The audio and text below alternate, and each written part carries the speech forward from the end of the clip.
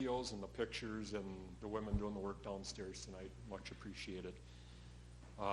So this represents 80% of the team that we had in Uganda. I'll just introduce everyone. I don't know if everyone knows everyone. So Greg Hull, Shelley Hull, Josh Nelson, Katrina Gudermont, Will, Wyatt, Sarah, Conrad Swanson.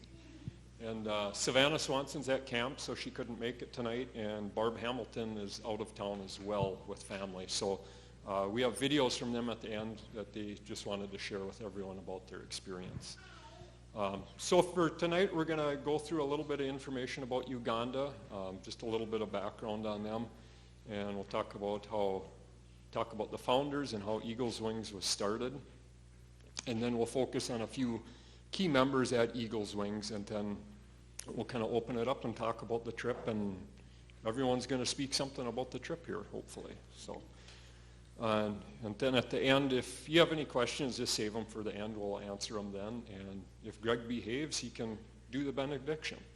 So that's the agreement. He's got to behave first. So, all right. So with that, I'll open us with prayer. Lord Heavenly Father, we thank you for this day. Thank you for us being able to gather here and share about the trip that we went on. Thank you for this church sending us. Thank you for deeming us worthy to be sent, God. And thank you for the work you're doing here at First Baptist. Thank you for the people in Uganda and their dedication to you, Father God, and the work that they're doing. Please watch over them. Keep them, Father God. In Jesus Christ's name, amen. Okay, so this is the Uganda missions team here. You can see there's 11 people up there, not 10. That's because Linda Heath is part of the team. However, about a week before we left, she had an unfortunate accident. She fell and broke both of her wrists and gashed open her head.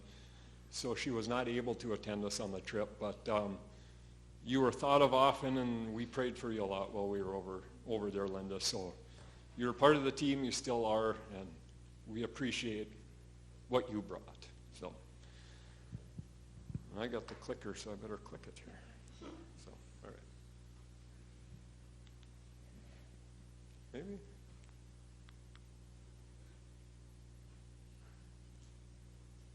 There we go.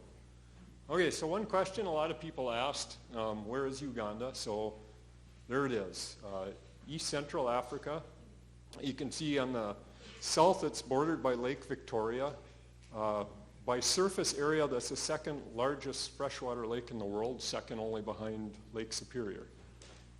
Yeah. There we go. All right. Okay, the Nile River flows out of Lake Victoria, heading north up to Egypt. The equator runs through the southern part of Uganda, so they have a very temperate climate there. Lows at night are low 60s, during the day mid to upper 80s. And roughly 12 hours of daylight year-round, and combine that with fertile soil, it's very much an agricultural country. In fact, about 60% of their economy comes from agriculture.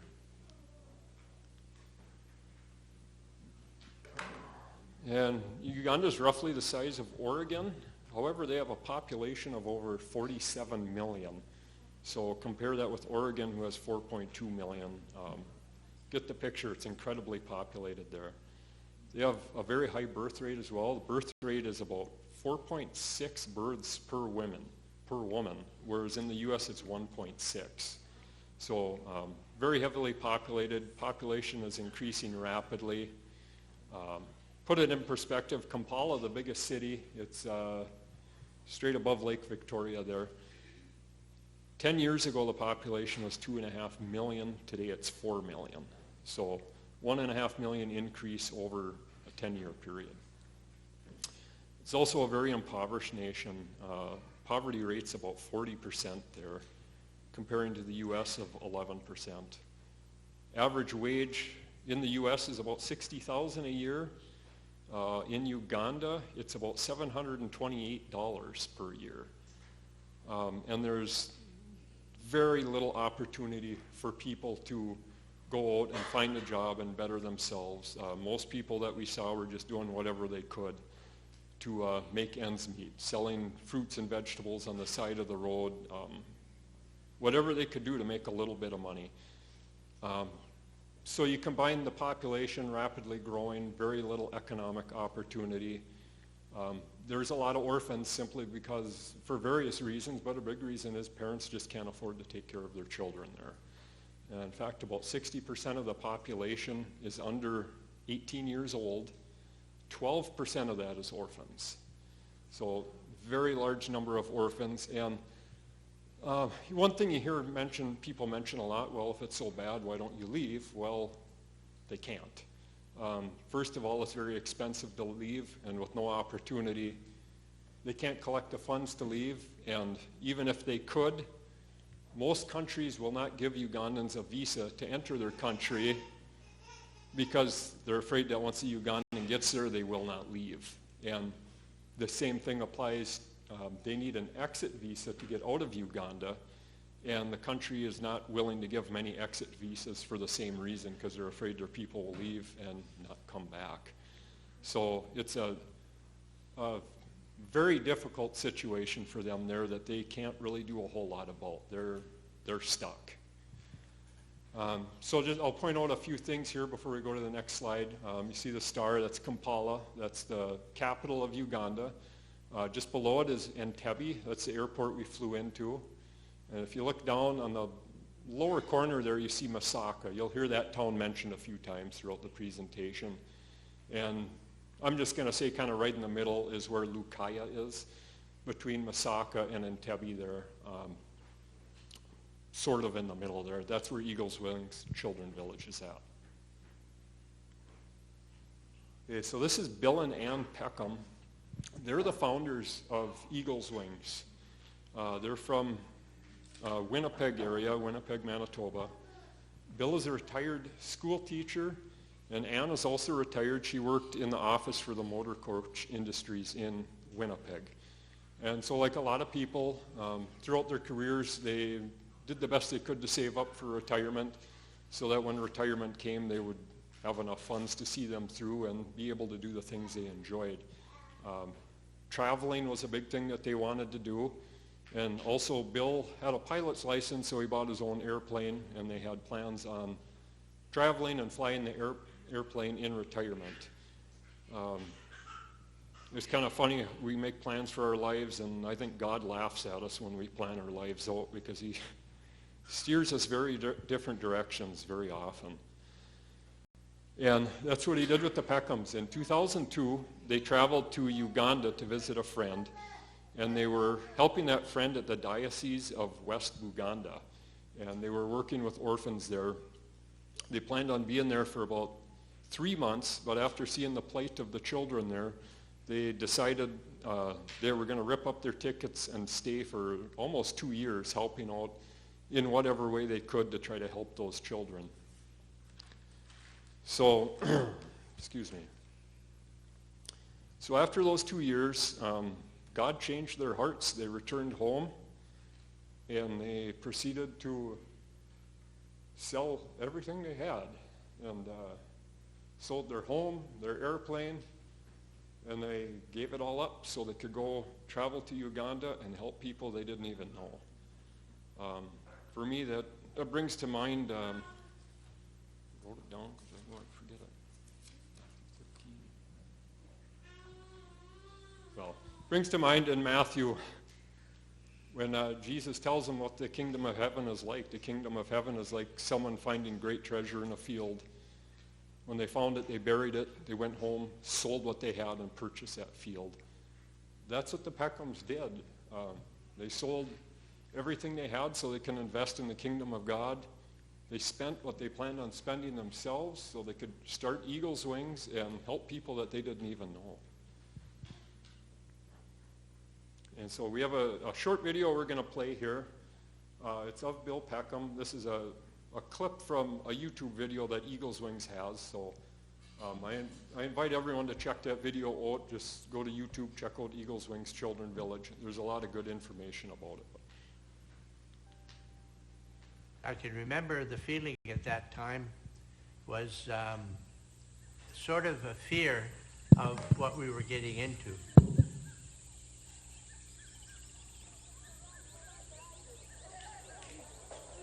And constantly people were giving us sheets of paper with lists, 100, 200 names on it.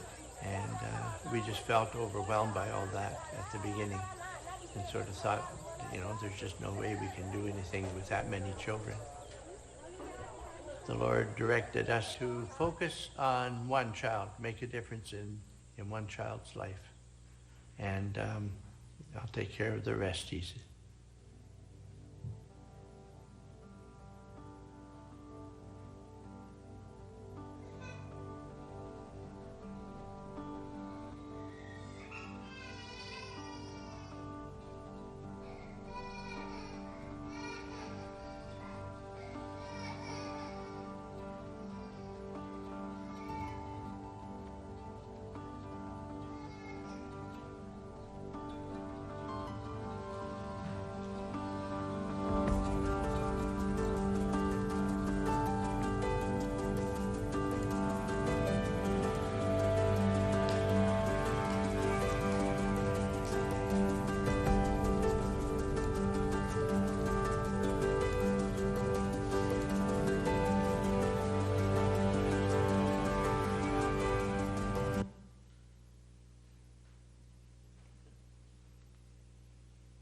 And so that's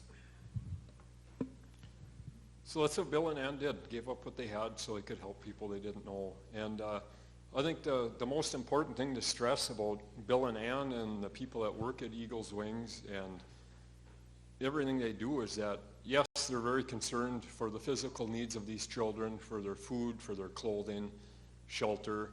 Most importantly, their biggest concern is that everyone will come to a knowledge of God and will come to know and love Jesus Christ as their Lord and Savior, and that they will become born again and they themselves will live kingdom lives and have fruitful lives. And we'll stress that a few times here tonight, and it can't be stressed enough because it's very evident that is their focus. The biggest concern is the spiritual welfare of the children and the workers in the community. Okay, so this is, these next pictures are all pictures we took. That is a family home. They have 3 family units there. Each one has a family home where a husband and wife live with their children. And then they have a dining hall, and they have a boys' dormitory and a girls' dormitory. And yes, and then you can kind of see in the back that wooden building in the far back. That's their kitchen there that they cook their food in. That I'm assuming that's a girls' dormitory, being it's pink. And then we have a kitchen. You notice the pile of wood there. Most of the cooking they do in the area is done with wood, simply because that's the most affordable way to cook your food, is just cooking it over a wood fire. So no matter where you went in that Lukaya area, it smelled like smoke. And that's inside the kitchen. They're just the concrete set up there that they put pots or whatever on top of and keep feeding the wood in to cook their food. And so you see here the building with the thatched roof. When Eagle's Wings was built, Bill wanted everything to look as authentic to Africa as possible. So that's why you see a thatched roof on that house. And if you notice, the other 2 homes have steel roofing. They're moving that way simply because every so many years the thatched roofing rots away and has to be replaced. So it's just not cost feasible to keep putting the thatched roof on. So everything's going to steel roofing now. And originally there was no electricity at Eagle's Wings, so I think it was only a couple of years ago they got electricity. So that's the solar panels on the roof of the house there, and that's 4 years ago when they didn't have electricity. Okay, so this, on the ground here, if you notice, there's gutters running around along the roof, leads into a pipe and goes into that cistern. That's how they get most of their water there during the wet season, is just rain collection. And you can see the kids there's a spout on the bottom, the kids are draining it into those yellow buckets, which are called jerry cans.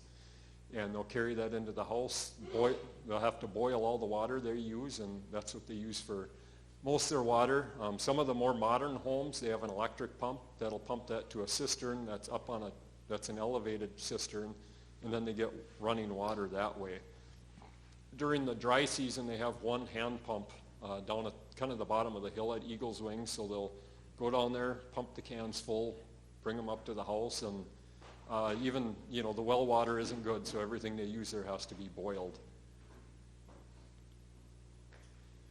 That is straight ahead there, that's one of the employee housing units. They've got a few of them there, so they've got a few employees that live on hand there. And you see in the background there's those cisterns that are elevated to provide the running water for the homes. I believe that's the first building that was built there at Eagles Wings. It was originally set up as the primary school, but now it's kind of multi-purposeful now. On the left, that's their maintenance shed. On the far right, that's where the guards live. And then in the middle corner, that was their nursery school. That was the nursery school, and they were there. And you see, they were in the process of building this new nursery school while we were there. And I think they just moved into that last week. So very exciting for them to be out of the old chainsaw milled building they have there and go into this one here. And as you see the scaffolding over there, they just use whatever they can for scaffolding and for ladders. Eucalyptus trees, they cut them down, nail them together, and that's what you see all over. That is the primary school. And one thing to point out too, the kids' uniforms match the school. So whatever school they go to, their uniforms match that school.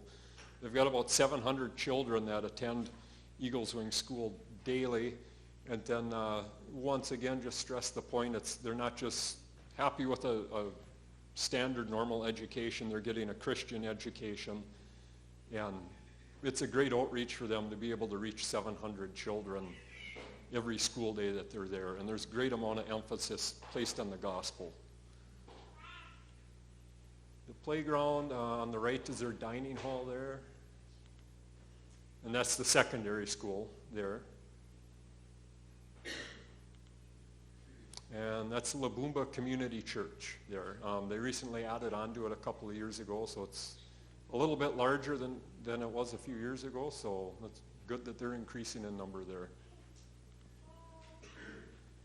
Okay, so that's the clinic. That's the first clinic that was built at Eagles Wings.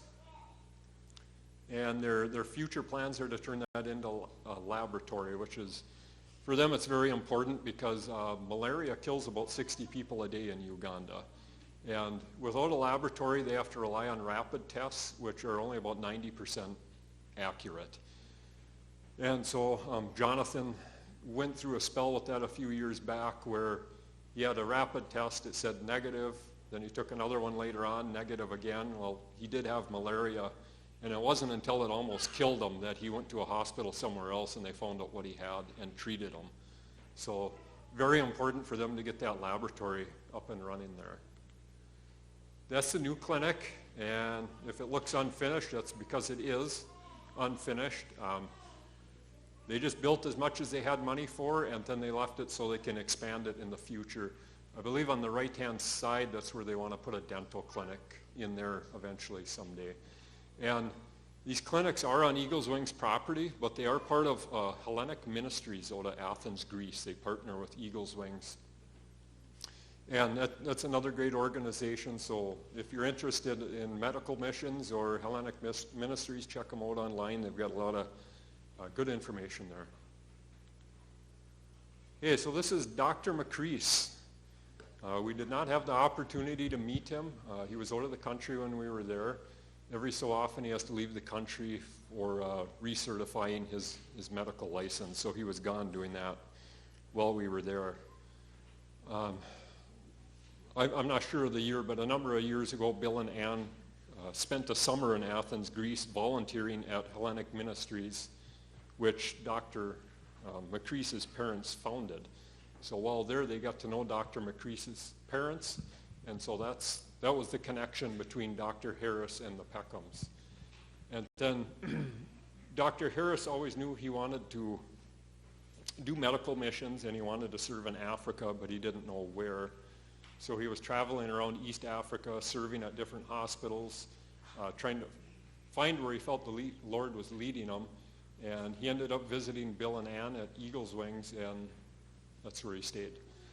So this was in 2003, I think, when he first went there, or 2002, when he first went there, and he didn't have a clinic. So he pulled up with his van, opened the back doors, and people lined up from the community and from Eagle's Wings, and he helped everyone out of the back of the van. And then, let's see. This is Jonathan, his wife Alana. Holden's on the right, Gus on the left, and Karis in the middle there. They are the missionaries that First Baptist supports. We started supporting them a couple of years ago. So Alana is from Vancouver, British Columbia area. Jonathan is from the Silver Bay area. And they actually met over in Uganda there. Alana was in there for schooling in Masaka, and somehow paths crossed, and now they're married. So John, as I said, he's originally from Silver Bay. His parents are Paul and Lisa Mahalski. Paul, up until about a year ago, was pastor of the Baptist church up in Silver Bay. And they're great people. Pastor Paul had a stroke about a year ago and was no longer able to preach because of speech issues, but if you spend time with him, he can still preach with the best of them. He's good. If you ever want to know what it looks like to live a kingdom life, go visit Paul and Lisa, and it takes about 10 seconds to see where their hearts are at. They're marvelous people. Okay, so Lisa, when she went to college, she was roommates with Maria McCrease, which is Dr. McCrease's wife. So, and they still maintain that friendship today, and so that's the Silver Bay, Uganda connection there. That's how Jonathan found out about Eagle's Wings. And then in 2003, Jonathan traveled over there for a 3-month trip, and he helped build that first clinic that you guys saw. And he also got a chance to work with Dr. McCrease out of the back of his van there when they were serving people that way. And so after that experience, when he came back home, he wanted to go to school to be a nurse. Didn't work out for him, but he still had the desire to go to Eagle's Wings and do whatever he could over there. So he called up Bill Peckham and asked him, if I come here, is there a place for me? And Bill said, well, we'd been praying that God would send us a young man that can take over my role as managing director. And he said, I think you'll be a good fit for that. And so Jonathan went over there, and he took over that role quite rapidly from what I understand. And then when 2019 or 2020, I don't remember the year, but when COVID was going on, Jonathan needed to have spinal surgery. And so he had planned on going to a neighboring country with more reliable health care, but because the borders were closed, he was forced to have the surgery done in Uganda. And the surgery didn't go too good. It caused a lot of issues with his spine, a lot of nerve damage, and caused a lot of problems with him, to the point where his life was in danger. And so they recommended he return home to Silver Bay to get, well, not Silver Bay, but the United States, to get proper medical attention. And then while he was here, he started preaching the sermons up at his parents' church there in Silver Bay on Sunday evenings. And we found out about him through our neighbor, Rachel, and she recommended we go up and listen to him. And we went up and listened to him, and wow, God has really given him a gift of preaching and teaching. He is an incredible teacher. He knows the Bible very well. And it wasn't long after that he was invited to First Baptist here to share with us, and then I think it only took about a week, and he was taken on as one of the missionaries that we support. And I can't put into words how much he means to us.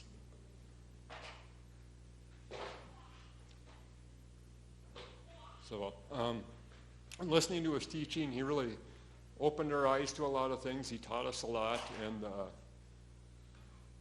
yeah, the time he was home, it was a great struggle for him being gone. He was in a lot of pain, and he wanted the pain to go away, but he did come to a place where he accepted it and just wanted God to show him what he was doing. And without that time in his life, we would have never met him. We wouldn't know about Eagle's Wings. We wouldn't have had the missions trip. We wouldn't have had the missions committee here at First Baptist. So the time he suffered and the pain he went through, it made a huge impact on a lot of people. And can't stress how grateful we are to him and the work that he does. So that is the not so short story of how we ended up going on a missions trip to Uganda.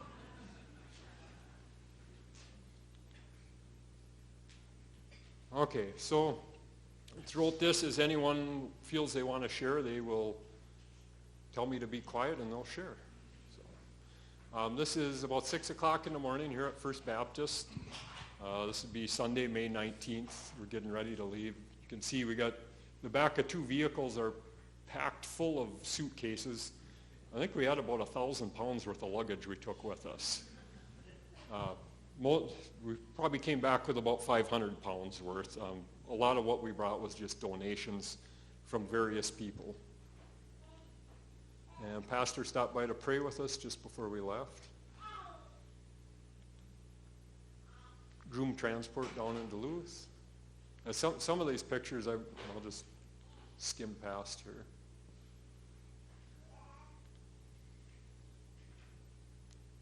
20, 50-pound bags doesn't seem like a bad idea until you're carrying them across the airport.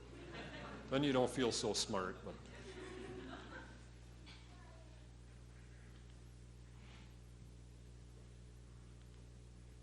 And then there we are in Amsterdam.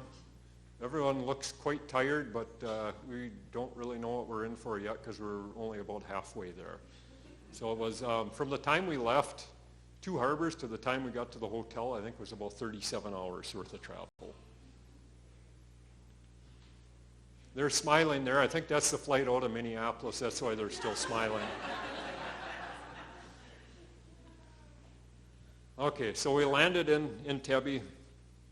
When was this? That Monday night? Monday night, we landed in Entebbe. It was about 1 o'clock in the morning, so I guess it's making it Tuesday morning. Then we went to the Guerrilla African House in Entebbe. Jonathan is friends with the owner there. And you can see all the beds around there have mosquito nets, and we were prepared for the mosquitoes to be absolutely horrendous there because we're thinking about what Minnesota is like now. And we got over there and found that there wasn't hardly any mosquitoes there. Yeah, just 2. The only difference is the mosquitoes there, well, they'll kill you. So hence the mosquito nets. Yellow fever and malaria are pretty common there, so all the beds have nets on them there. The tub you see on the ground there, that is what a lot of Ugandans use for bathing, is just that little plastic tub. And it's just because water is difficult to get. You don't get to just turn on a tap like we do and have good, clean water you can use. They have to hike somewhere and haul it back to their house. So water conservation is pretty big. So the little tub, you see that in every shower over there, and that's what primarily they use. So this is the morning. We're at the Guerrilla House eating breakfast, which was incredibly good. I don't know if it was incredibly good or if it's just because we were eating airline food for 2 days, because the airline food was horrible. The stroopwafel was good, but that's it.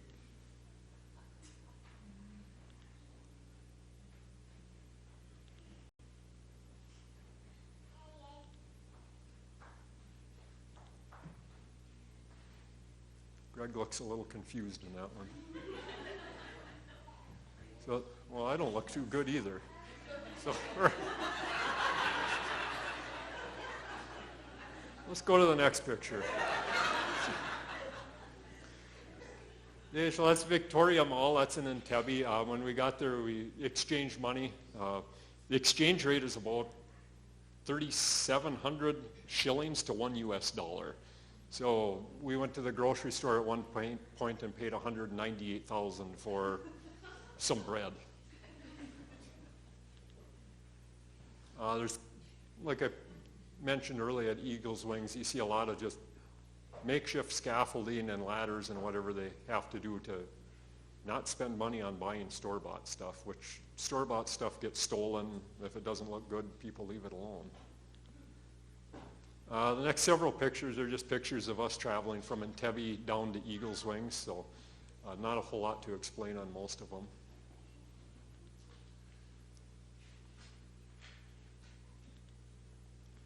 Conrad, what you're missing is there's people everywhere. Everywhere. From the minute we left African House, the Gorilla House, people on the streets, people, if you call them streets, they were everywhere. They were walking, riding bike, riding the motorcycle with 5 people on them. But there were people everywhere, and you did not look anywhere that there were not people. Right. Everywhere. Everywhere. Yep. Everywhere.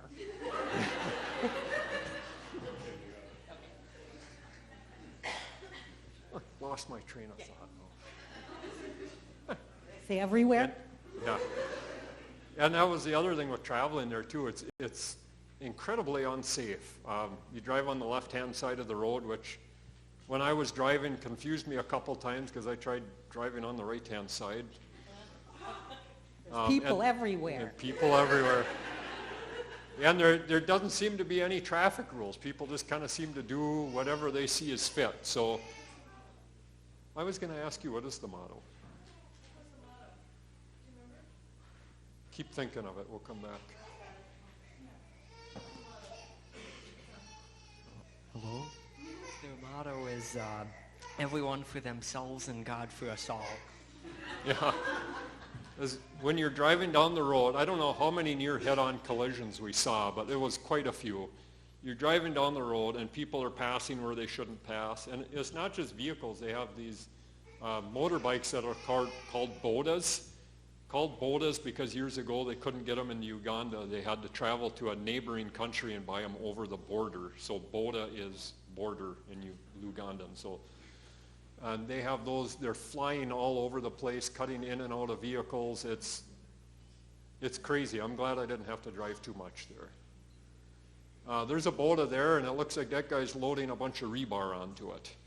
And that was pretty common. You would see people putting 8-foot boards sideways on those. If they could tie it down on one of those bikes, they tied it down and they hauled it. A sofa. A sofa. An 8-foot sofa sideways on one of those bodas. And we saw, one day in Masako, we saw, I think it was 5 grown men sitting on one of them going down the road. The guy driving it was basically sitting on the gas cap up there. It's impressive what they can do with those bikes. And then another thing about the roads too, they have police checks every once in a while where they'll have a concrete barrier with 2-foot sharpened rebar sticking out of them all over and just in huge spike arrayment. So if you hit that with a car, your car's junk. If you hit it with a boda, you're probably dead. So pretty dangerous over there. And then, like I said earlier, a lot of people just do whatever they can to make income. So this is off of one of the toll roads going on to, I think it's called Masaka Road. All the roads over there are named based off of where you're going. So if you're going to Masaka, it's called Masaka Road, so on and so forth. So these people are set up selling stuff, very congested there, so they're trying to sell to people that are stuck in congested traffic. A lot of bananas everywhere. You saw trucks heaped full of bananas, bodas full of bananas, people walking around with them on their head, and it's lots of bananas. That was another common sight we saw, was just piles of garbage. And for whatever reason, there'd just be a pile of garbage. Sometime you'd see cattle eating out of the pile of garbage.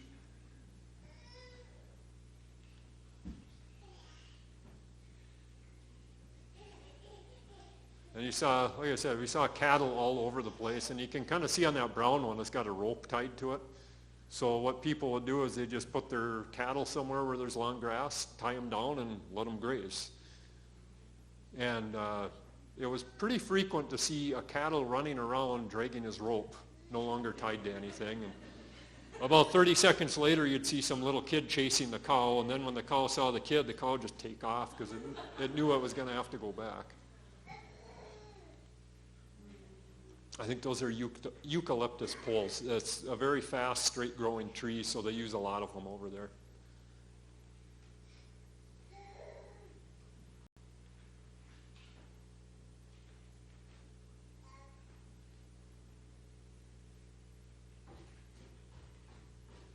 Okay, so along the way we stopped at the equator, and that actually is the equator. However, Jonathan shared with us that they had a visitor there a while back that was, I don't know what kind of career he had, but he could look on his phone to get exact locations, and he found out that that really isn't the equator.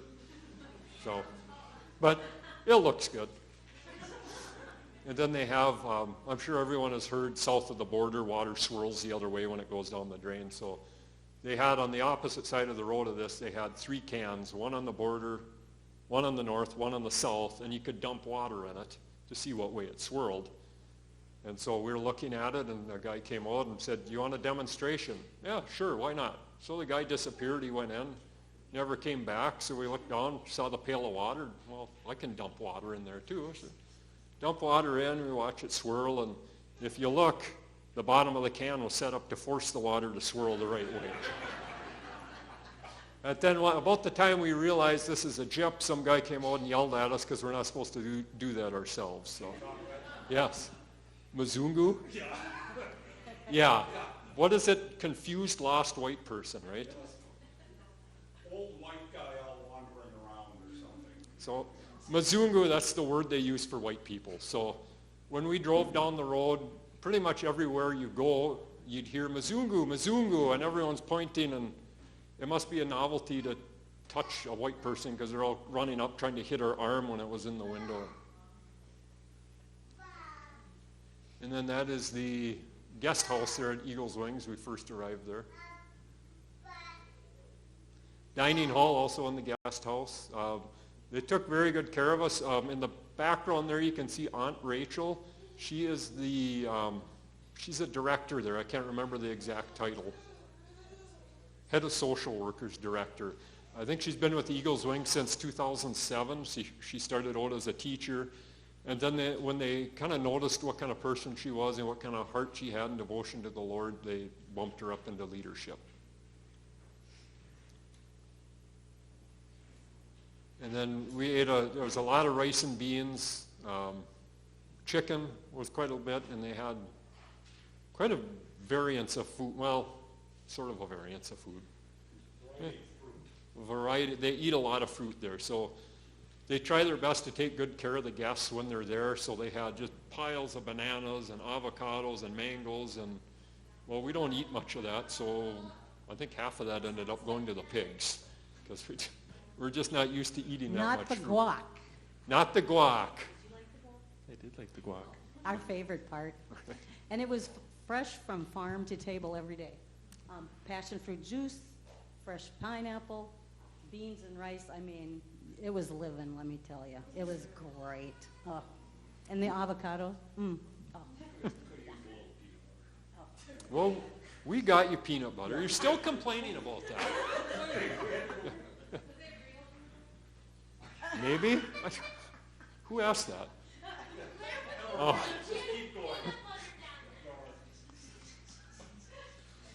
Okay, so that,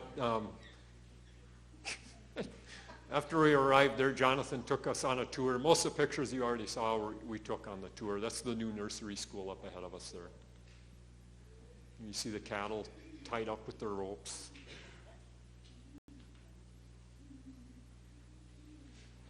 So I'm wearing the white hat.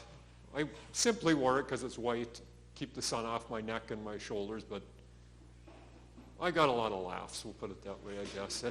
It did work good when we're in crowded areas because you get a tall, skinny white guy with a big white hat on. I kind of stood out a little bit there. We followed the white hat everywhere in the airport. If we couldn't find the white hat, we were in trouble. So it was Conrad in the beginning and Greg with his hat in the back of the line, and they were all like little children roped together with the leaders. Yes, and so the white hat was awesome the whole time. We were glad for the white hat. Thus, there's the white hat.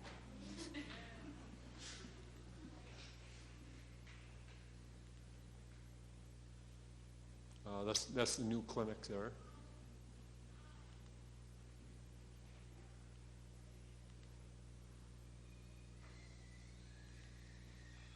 I think that's Karis right there with Katrina. I believe that's the old clinic there in front of there. And you can see Josh really wanted in, but they wouldn't open the door for him.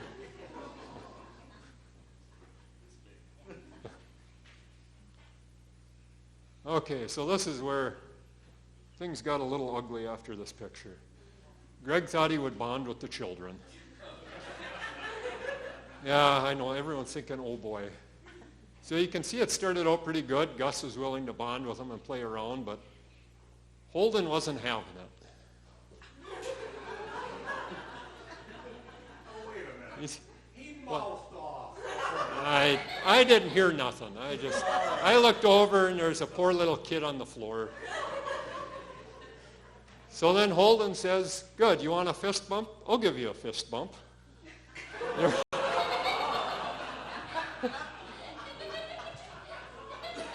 The look on his face is priceless. Okay, so that's the end of our second day in Uganda. Greg beats up children.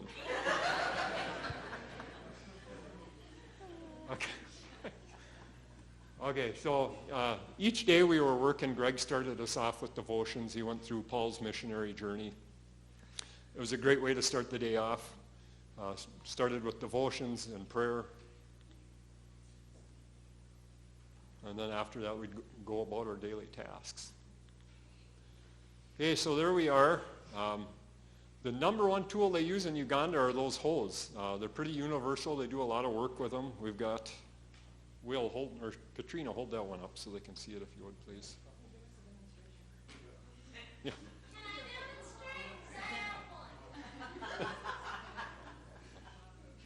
Yeah, watch your fingers. So they use that tool for pretty much everything. Weeding, digging dirt, chopping down trees. They use it a lot. And so there we are. We're heading down. This is heading down the hill into the farm field. That was one of the projects they asked us to do while we were there, was to help them build a road so that they could access their farm a little bit better, and very useful for when they take in their crops. That way they don't have to carry it quite so far. Same thing with firewood. There's some pictures later of us carrying out firewood, so it made a huge difference for them. Look how dark the sky is when we went down there. Yeah, so there's wet season and dry season there in Uganda. We kind of landed right in a transition period there. So I think we had 3 days of rain, and then other than that, it was clear weather after that. And you'll be out there working, it'll be sprinkling a little bit, and all of a sudden you hear what sounds like a waterfall. It's incredibly loud. There's no wind, no thunder, no lightning. It just sounds like a waterfall. And that's torrential rain coming at you. And so if you don't run for cover, you'll see later what happens when you don't run for cover. And so that's some of the stuff we had to clear, just growth off the surface there. You can see a lot of brush there that Sarah and Savannah are cleaning out. And then there's the big stump that Mr. Hull and William worked on there. It's kind of right in the middle of the road, so it had to be dug out, chopped out of the ground, and then all the mounds of dirt needed to be leveled so you can actually drive a pickup through there.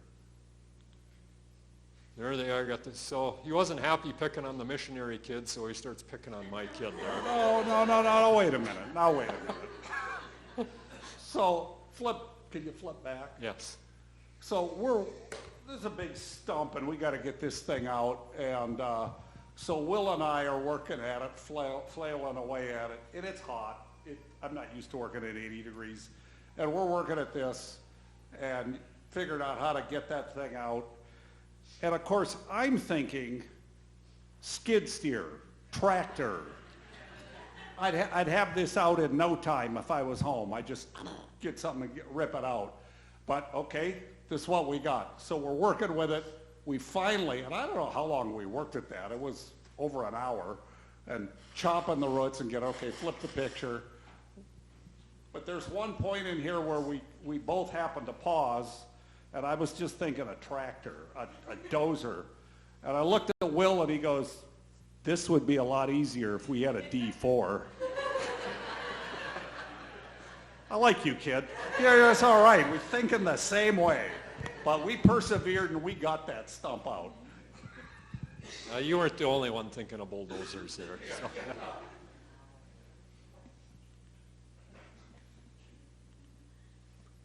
So the stump was in that pile of dirt, so that's one of the things. I think this picture is from another day, but that's another thing we had to do was level out all the big mounds with that. And once you get used to those holes, they're actually very efficient and work very well. Jonathan shared with us that most people, when they go there, they never want to see one of those holes again in their life because they learn to hate them. There's something wrong with us because we brought 6 of them home with us so we could have our own holes at home. So.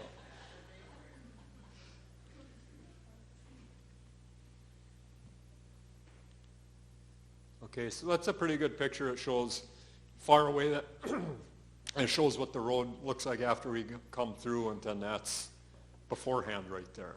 And that was hard work digging in that. Those roots were pretty deep. I mean, we were out there, and I got to give credit, like Miss Shelley, Miss Barb, they were out there. They were sweats just rolling down, and they wouldn't quit. They're like, no, we're finishing this road. And so no matter how hard it was, we kept going, and it took a few days to kind of figure out how to do it right, because we were told different directions. Don't go real deep and get under the roots, and then someone else said, no, you don't want to do that. We just want to take the surface off. So I think maybe they were messing with the Mzungus. I don't know. But we figured it out, and we knew how far we had to go.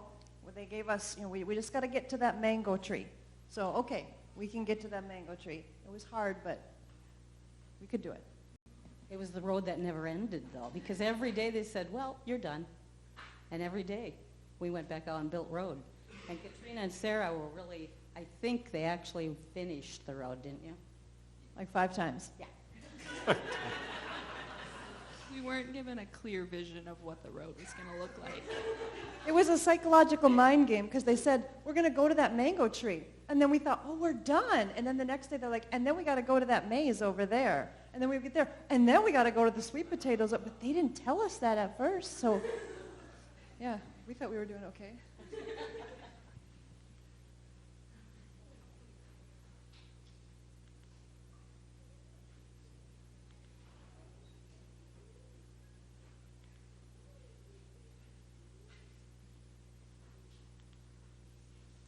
And so when we were down there working, Jonathan looked at us and said, we need to leave. Okay, so we get almost all the way up, and the torrential rainfall came down. So we're taking a break from the rain there. Some people got really soggy.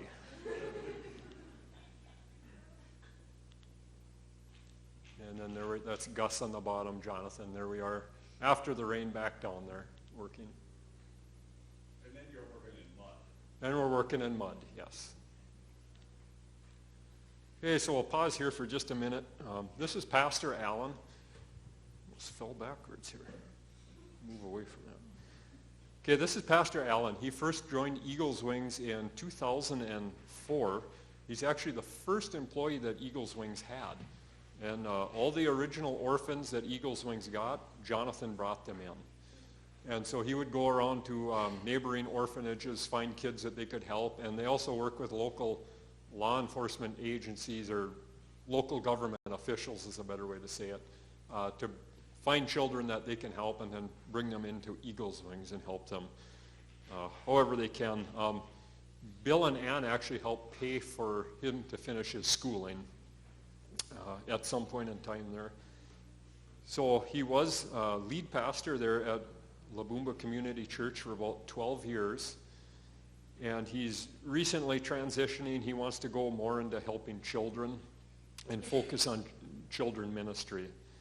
And so Jonathan has kind of taken over load as lead pastor, and Pastor Allen as associate pastor there, I believe, now. And every picture of him, he's smiling. He's always smiling. And so You go to the other side of the world, try to make a difference, and you're down in the dirt with a hoe, chopping away.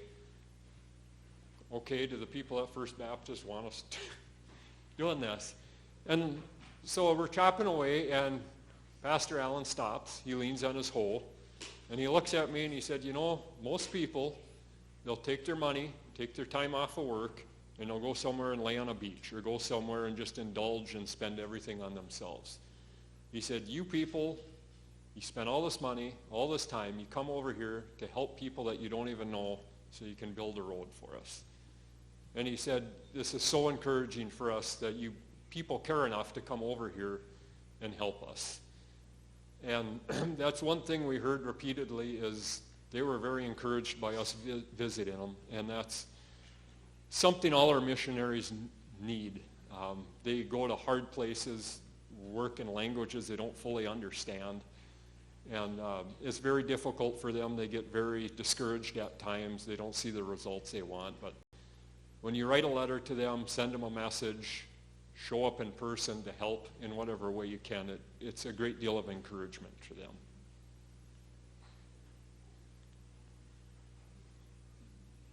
Okay, this next story goes a little awry here. So we've got Holden down. It looks like he's already got a Band-Aid on his thumb. Oh boy. So he's there with his hatchet. He's ready to go to work, but his hatchet is dull. Greg sharpens the hatchet. Well, that's an axe, but he sharpens the hatchet for him. And off he goes. The hatchet works really good. He's chopping away at that, testing it out. And then there's a stump we're removing there. So Josh starts on it, and Holden decides he's going to hop in the hole and help chop it out. And he didn't make too many swings. He took a swing at the stump. It glanced off, hit him right on top of his right foot. It went through the boot, through his sock, I think 14 stitches across the top of his foot. Luckily, it didn't cut any tendons or anything. Josh was right there, so I think he had him bandaged up before one drop of blood hit the ground there. It was pretty quick.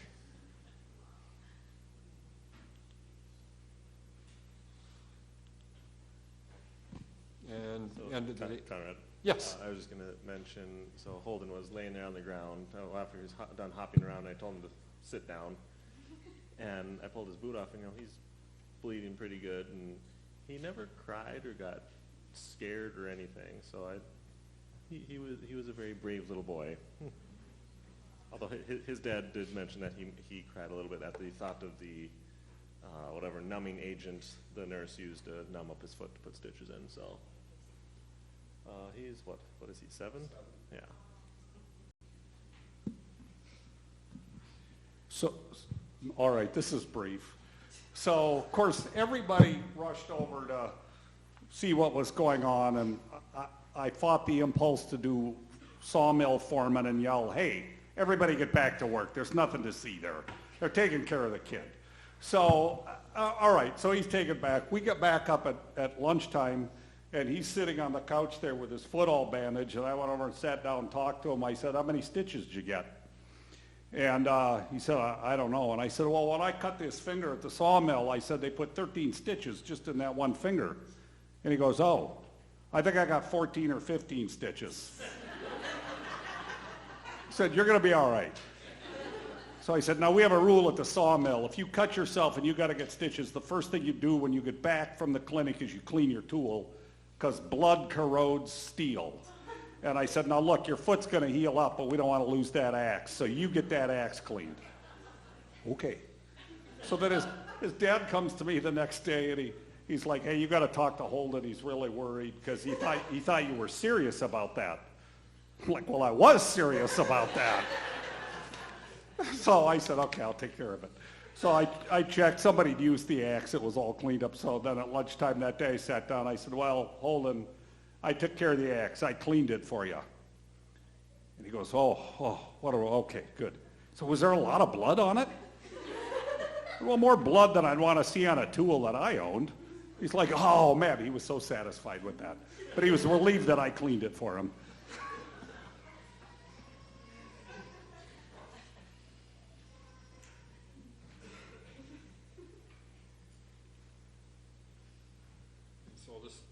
this is the end of, I think, Wednesday there. So that's Pastor Allen again.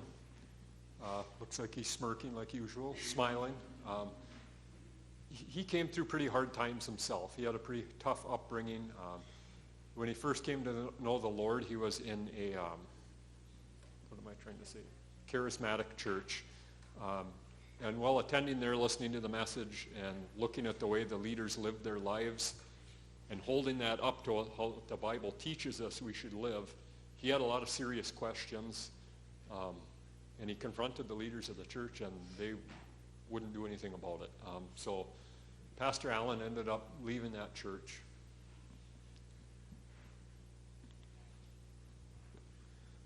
Okay, so here's the next day, Thursday. As you can see, we're not quite as enthusiastic to grab them holes today.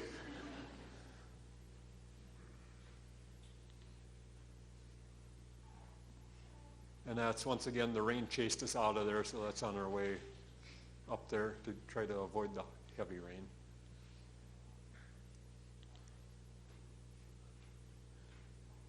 The temperatures there in Uganda were actually pretty pleasant unless you were in the sun. Being on the equator with the sun directly overhead and closer to you, the sun was brutal. It would really cook you over there.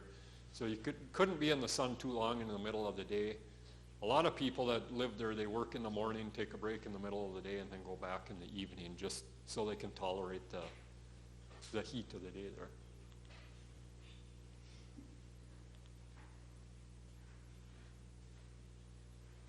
And we thought we were, is that one of the points we thought we were done with the road when we got to that tree? Yeah, they told us, so we started right kind of where the green grass is, and they said, go to that mango tree that you see in the back there. Okay, no problem, that's not that far. So that's how far we went. And then we came back up, and we told, half of us were down there that day. We came back up and said, yeah, we finished the road. Oh, wonderful, you finished the road.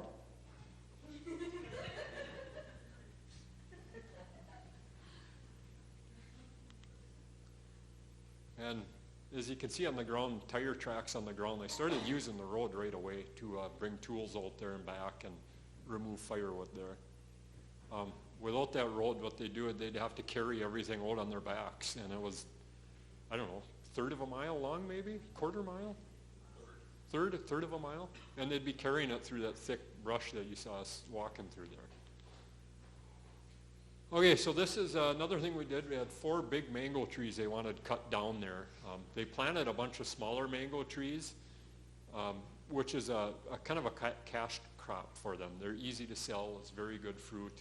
However, they had some big mango trees there that have bad fruit, and so they'll cross-pollinate with the good trees and ruin the fruit on the good trees as well. So that was one thing they asked us to help with, was to remove those the mango trees there. I think right there, Greg's thinking he wished he had a chainsaw. And, yeah, that was a number of years ago. Someone visited them, and they brought a chainsaw, and he left it after he went home. And I think the chainsaw was there 10 days before it grew legs and disappeared. So, and you can't go into the local villages to get chainsaw parts or another chainsaw. They're not available. You finally, Kampala does have one store, I think, that does have chainsaws, but do you want to drive to a city with 4 million people in it to get chainsaw parts whenever you need them? So they don't have them. They rely on axes and hatchets. We brought a bow saw over there to help.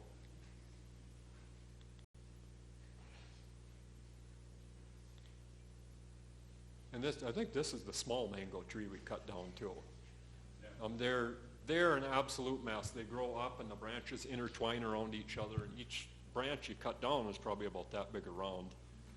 The one tree, we cut it off, and after we cut that big branch off, it stayed in the same place and didn't move anywhere. So you had to just keep cutting away and hope that it doesn't fall on top of you.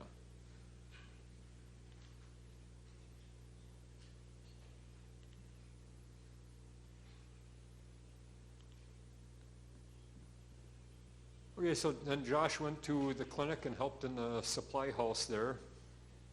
I helped them get organized. And so I had originally been thinking, oh, maybe I can go do some medical work at the clinic. I had heard that they run it with just a doctor and a nurse. So I went over there, and I found out that they have a doctor, a nurse practitioner, a nurse, and also a nursing assistant. So they're actually pretty well staffed. But I stayed around and I talked with the RN for a while, and I found out that over there, RNs can prescribe medications like doctors can. So that was different. I also learned a lot about how corrupt the medical system is, just like a lot of the other things over there.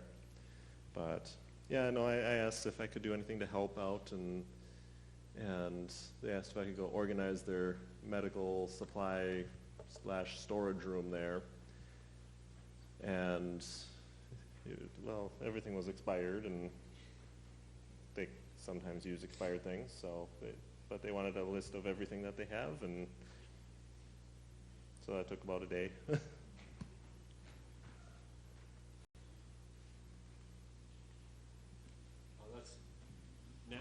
Natalie on the left, she cooked most of the meals for us there. She'd spend all day in that kitchen cooking for us.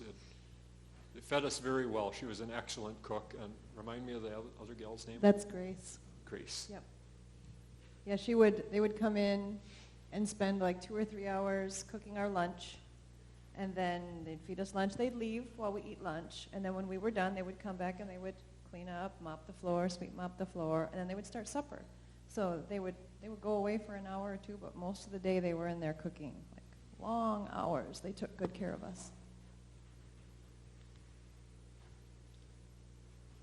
And But it was good food. yeah. So pork on a skewer. I think those are roasted bananas, and I guess guacamole. I don't know what the other stuff there is.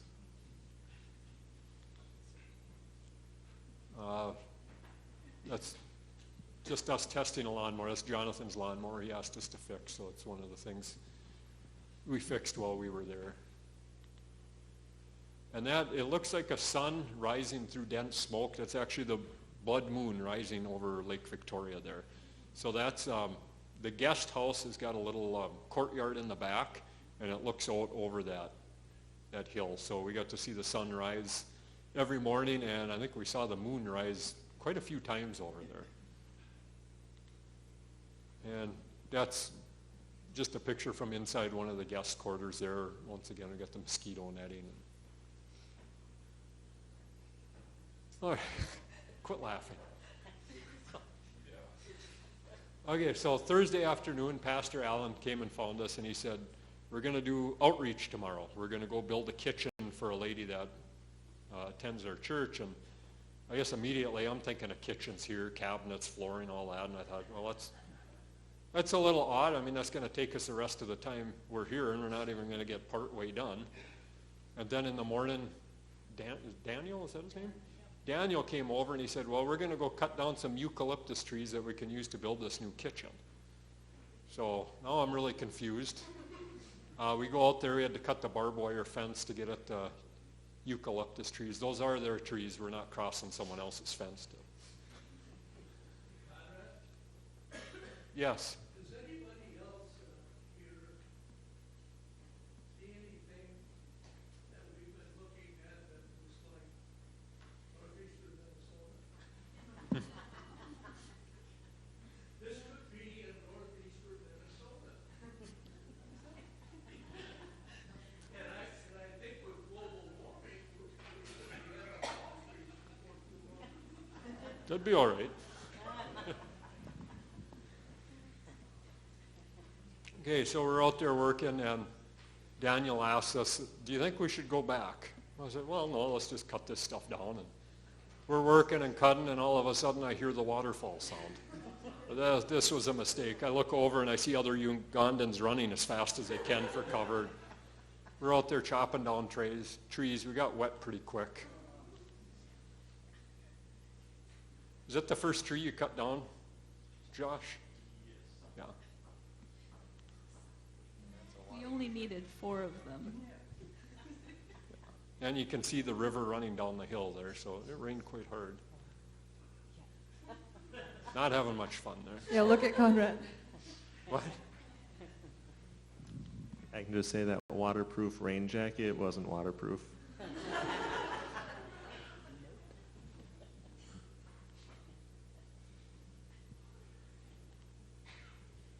Okay, so this is the home of Elvira.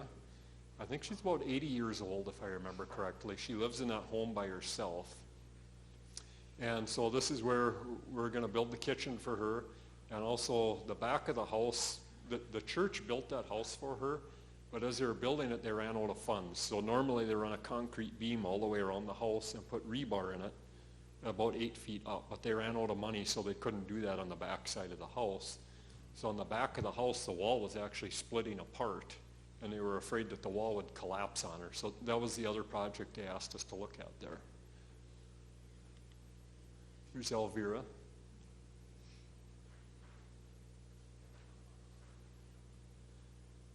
So just something I'll mention about her real quick. She has very little, very little possessions, almost nothing, but she's incredibly giving. We're there working. She went inside, dragged a pot over, boiled water in it, cooled it off so we could all have a drink of it. She wanted to give us something for working there, so she had Alexander climb up at a tree, knock a bunch of avocados down, and so she was giving us whatever she could. Just reminds me of the woman putting 1 penny in the offering. She's given whatever she could. So there's the kitchen. That's where she did her cooking in. And so logs are rotting and falling apart. The roof is falling off.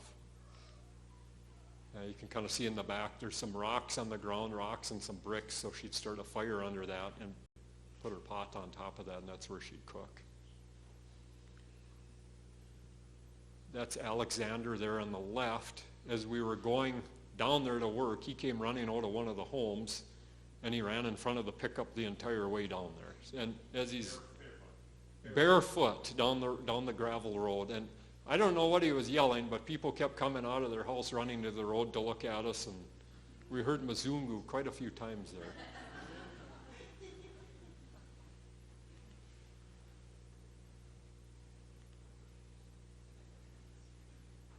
And so we used spears to dig, some sort of spear to dig the hole in the ground for the new poles. And that's one thing, in the United States here, we got one tool for every job, a job for every tool. For there, it's one tool for every job. They really utilize what they have, and it's incredible what they can get done with tools that we wouldn't think would work for it.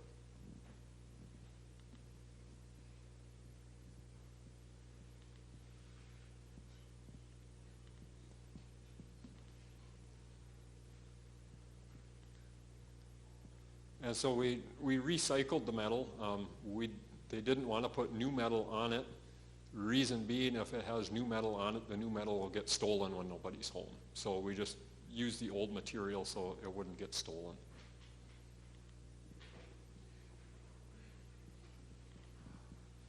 And so there's Harbor Insurance pencil, Pastor Allen.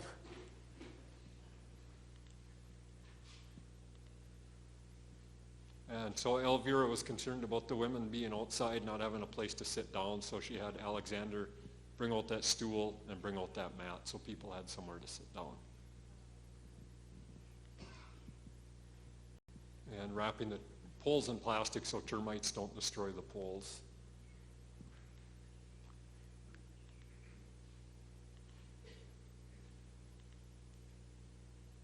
That's Joshua. That is Pastor Allen's nephew. Is that right? Pastor Allen has, if I'm remembering correctly, 6 children, and he's got 2 adopted kids that live with him.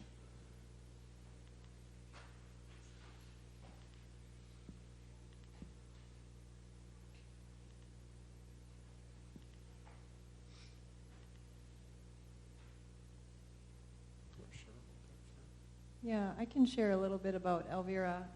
I wasn't much use when they were trying to build the kitchen, so I thought, well, I'll go and sit with her for a little bit. And then this is Daniel, who is one of the social workers. He grew up at Eagle's Wings, and now he's working as a social worker there. And so he came over to translate because she wanted to talk to me and kind of tell me her story. So what I found out from her was that she's originally from Burundi, but she went, I think, to Tanzania to visit somebody. And then when she wanted to go back, there was war in her country. And so she couldn't go home. She had to stop and settle in Uganda. And she's now been in Uganda for 20 years. So she's a widow. She has no means to get back home to Burundi to her family. She doesn't know how her family is or where they are. And so this is where she's living. But Pastor Allen has kind of adopted her, and is taking really good care of her. She told me that the church brought her a bunch of food, rice and beans that she had, and she was keeping it in her house. And then she went up to the village of Lukaya to go to a funeral, and when she came home, someone had cleaned out all the food that the church gave her. So this is kind of the situation that she lives in, but she was so thankful that we were there to help her with that kitchen. And when the church first got to know Elvira, she was living in a hut about the size of that kitchen we built. That's the inside of her house. You can see she really doesn't have much of anything there. That's, I guess you'd call that the living room there. The bedroom was about the same. It had a cot with 4 steel poles and angle iron built for supporting the mattress. Supply room, I guess, there. And so there we are in the back, checking out the big crack in the back of the wall, trying to figure out how to fix that.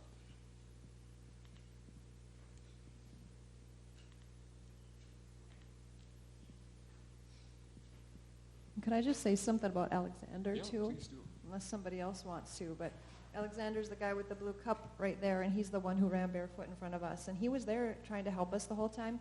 And we weren't too sure of him because he was very chatty, very excited we were there. He was trying to get us to repeat his Luganda words. So he would say, say this, and he wanted us to try to copy him. And then Miss Shelley was like, well, try saying this in English. And so they were going back and forth. And he was just laughing, and we weren't sure, was he making fun of us or, we're just really excited that we were there.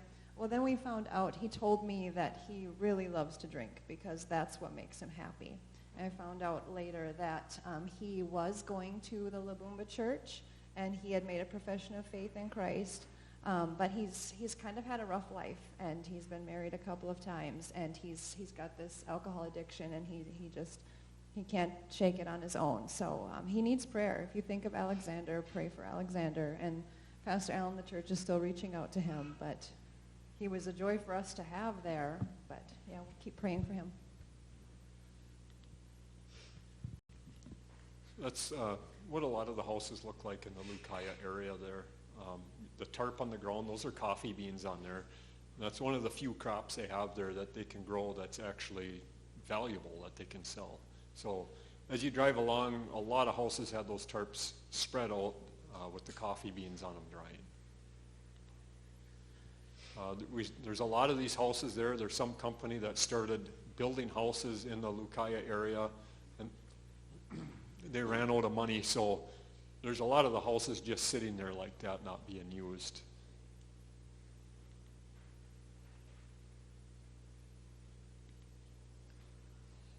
Okay, so a couple of these next pictures got a little out of order, but that's all right. This is Julius standing right there. He is one of the maintenance workers at Eagles Wings, and he's also their driver. So if they need to use the bus or a vehicle to go somewhere, he's usually the guy that does the driving. So this is just a fruit market we stopped at in Lukaya on the way home. And there's a Lukaya traffic jam. So as we're going home, that's what we came across, and you either sit behind them and it takes all day to get through them, or you start driving through them. I was driving the truck that day, and I ended up rear-ending one of the cows. He didn't like that too much. So. And you can see, just to give an idea of what the roads are like, I mean, that's most of the ditches they had are like that, just a straight drop off with no guard or anything. So you got to be very careful if you go off the road. If you go on one of them, you're going to be having a very bad day. That's a small engine shop there. We had to go in there to get parts for one of their generators. That's not just one room of the shop, that's the shop. And most of the shops we went to, it was surprising that they had exactly what we needed. I mean, we had to do a little bit of digging, or they had to, one thing we found, if they didn't have it, they're willing to run down the street to someone they know and get it from them and bring it back to us. So here we are, we're back fixing the wall. in the back of Elvira's house, we had to chisel out the mortar, put rebar in there, and then fill the holes with cement, sorry. And you can see there's the ladders we had. To get higher up, we actually had to tie both of those ladders together. So Greg lashed them together. We put the ladders up against the house, and we're standing there staring at it, wondering, well, who's going to go up the ladder? And Pastor Allen looks at us and he says, I think I should be the one going up the ladder.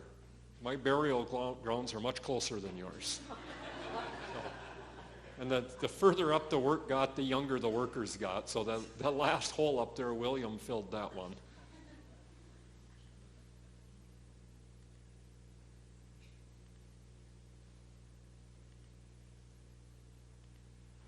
And then for the top one, the ladders wouldn't reach, so Pastor Allen went up on the top, leaned over, chiseled the mortar out, and he's watching us work with the trowels and the cement and struggling to get it in there, and he's up top, and he says, I'm going to show you the Ugandan way. Digs his fist in, grabs a fistful of cement, and just chucks it at the wall. And it goes in there, and that's how he fixed the whole wall, and it was quite a bit quicker than what we were doing. And then A lot more splatter. A lot more splatter, but it was quick. And then he shared, most of the houses years ago here were just mud, so that's how they built them. Put sticks up and throw mud at it.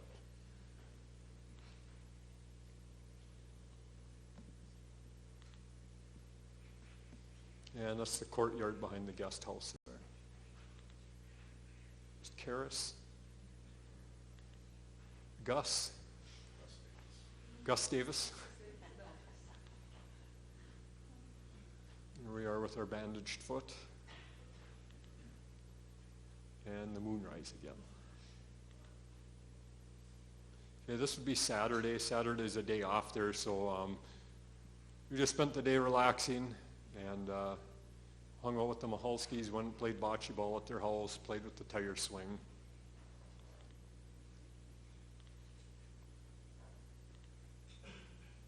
And that was Saturday.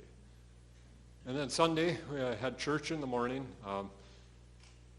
Church there does get to be long because it's in English and Lugandan. So you sing a song in English, then it's sung in Lugandan. Pastor's preaches in English, and then it's translated into Ugandan. So 2 hours turns into 4 hours.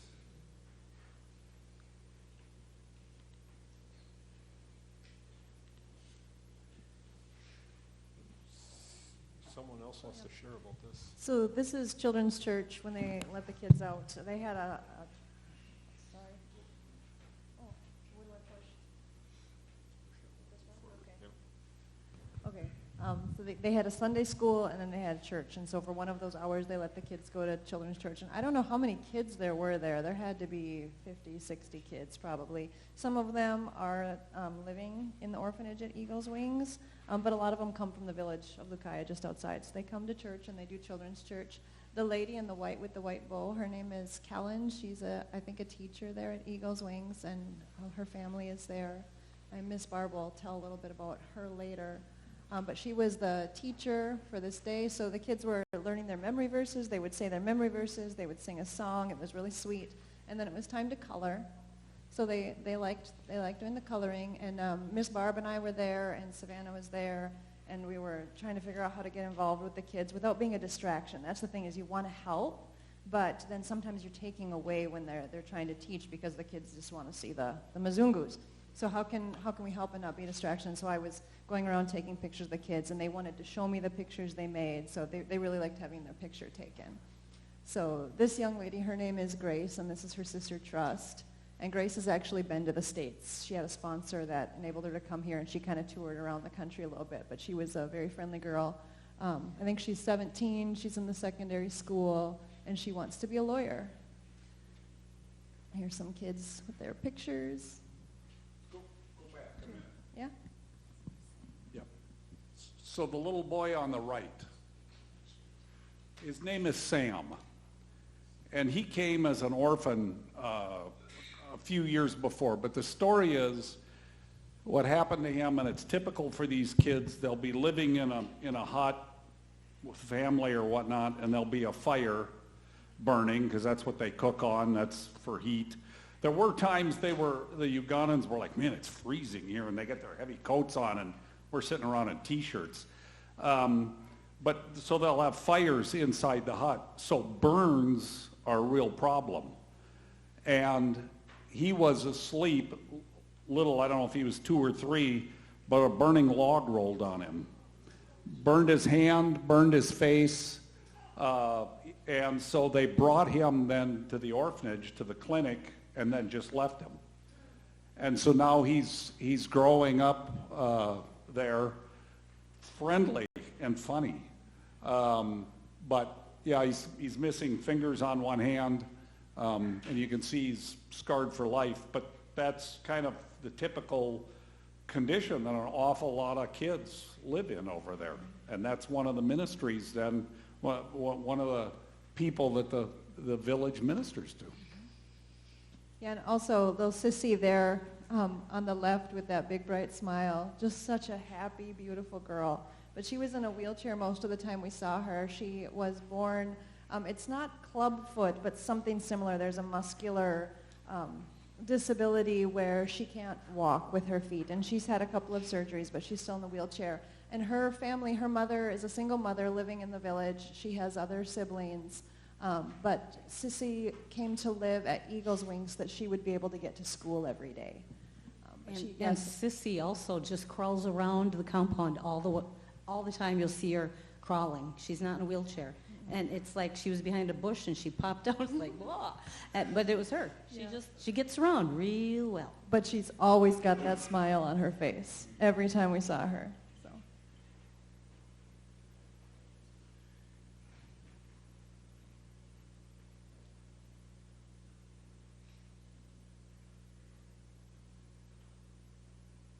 And then this is Joanne. We met her at the church. Friendly young girl. She was selling soap, right? Selling soap. But she's from the village also. And there's Joshua, that's Pastor Ellen's nephew, with little Sissy.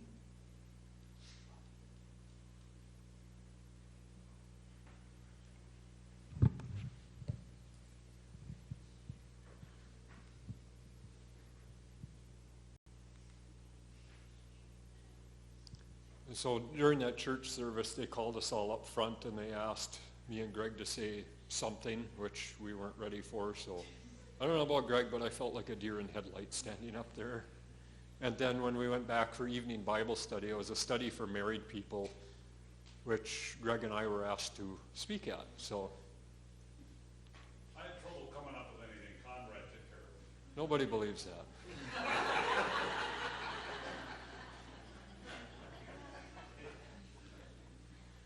Okay, so sorry, Will. There you go. We're ready to go for the next day.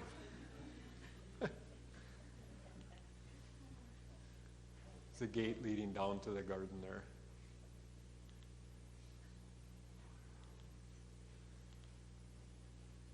That's Kasamba Charles. He's in charge of the farm, right? Yeah, all of the plants there. Tata Elijah's in charge of the livestock, I think, and then Kasamba Charles helps with the plant side. And so Miss Katrina and Savannah and I got to spend a lot of time with Kasamba Charles and with Amos, who were down there. They were working with us every day. Every time we finished the road, they were right there and said, Jabaleko, and then keep going, keep going. But yeah, he grew up at Eagle's Wings, was there for a while. He went to university and studied there, so he knows a lot about the plants that they grow there. And so he is hoping to get experience, and then he planted a couple of his own fields with all of his own, the skills that he learned at school. But he's trying to give back to Eagle's Wings. He started a couple extra fields for them, and then he is hoping to go out and find his way.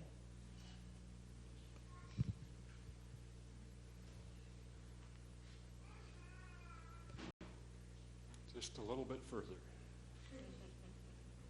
There, we thought we finished the road again. Look how happy Katrina is. We made it here. And then we got there, and you can see, like, Amos is way in the back standing there, and he's kind of like, no, we still got to go this way.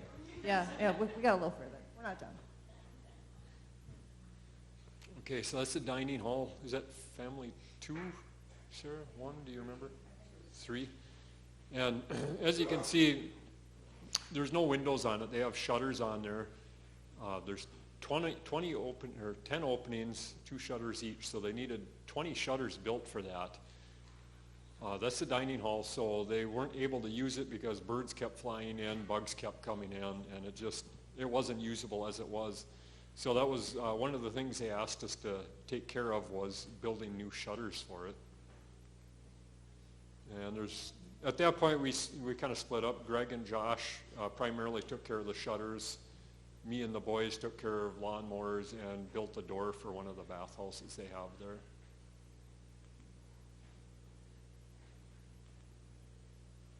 And then some of the women went over to the nursery school and helped clean up the dishes, clean up the tables, and clean up the inside of the school there.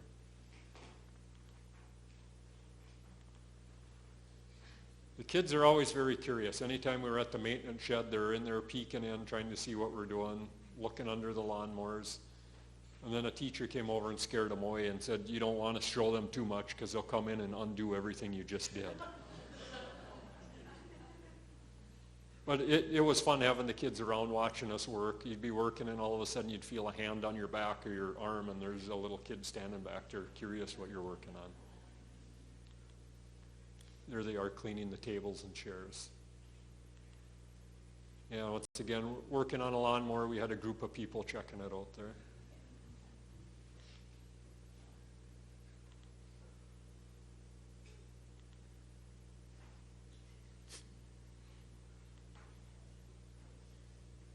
Okay, so there we're a truckload of firewood. We're hauling that off the farm up to the kitchen. They save all the wood because they've got 700 children to feed. They do all the cooking over fire, and so it requires a lot of wood. There's a picture later on that shows about how much they burn in a 3-day period. And so there's a closer up picture of the building they needed shutters on. You think gas is expensive here, try paying that. So that's in shillings and it's per liter, so do the math, it's about $6 a gallon there, I think is what we figured. So this is the hardware store. We went there in Masaka to get the parts we need. They were scrounging to find all the hinges and latches we need. There's that post they use as a display post. The gal was unscrewing stuff off of that so we could buy that as well. And that's another example too. They're very helpful people there. If they don't have what you want, they'll run down the street, find it for you, and bring it back. One of the things we bought there was a circular saw. The saw didn't come with blades, so the guy ran down the road, got the blades for us.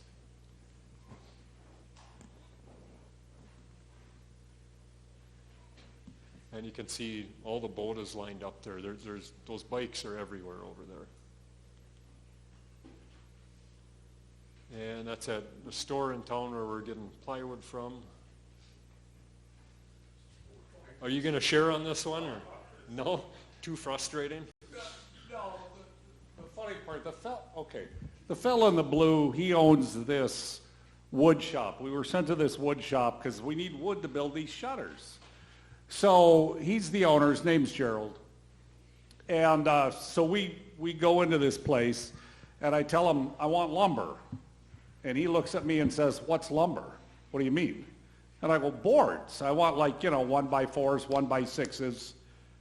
He goes, I don't know, what you looking for timbers? No, I'm looking for lumber. So I take my phone out. I'm showing him pictures of my sawmill. I'm showing him pictures of lumber piles, and he's not getting it.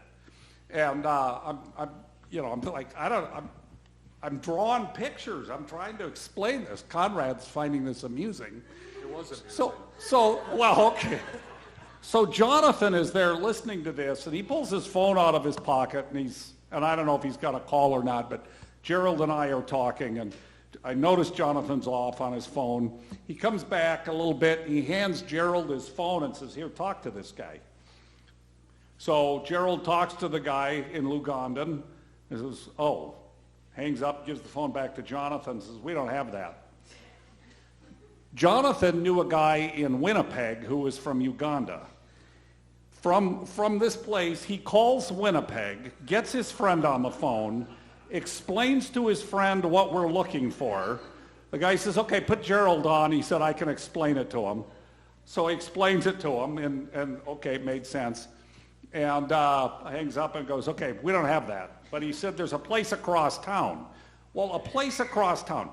Okay, we're in Musaka. Musaka, imagine taking Duluth and Hermantown and putting it in the landmass of, say, Cloquet. Okay, you've got over 100,000 people in the street. Across town is a big deal. Said, okay, well, how are we going to find this? He goes, oh, I'll go with you. So he got in the truck with us, directed us through this maze, and I'm like, I hope Conrad's paying attention because I'm never getting home. And we get over there, and their version of a lumber yard, and we walk in, and the guy starts showing me 4x6s and 4x. He goes, is this what you want? No, this is not what I want. Finally found a pile of what I would call fletches, boards, not edged, yeah, I'm going, cut on a chainsaw with a chainsaw mill.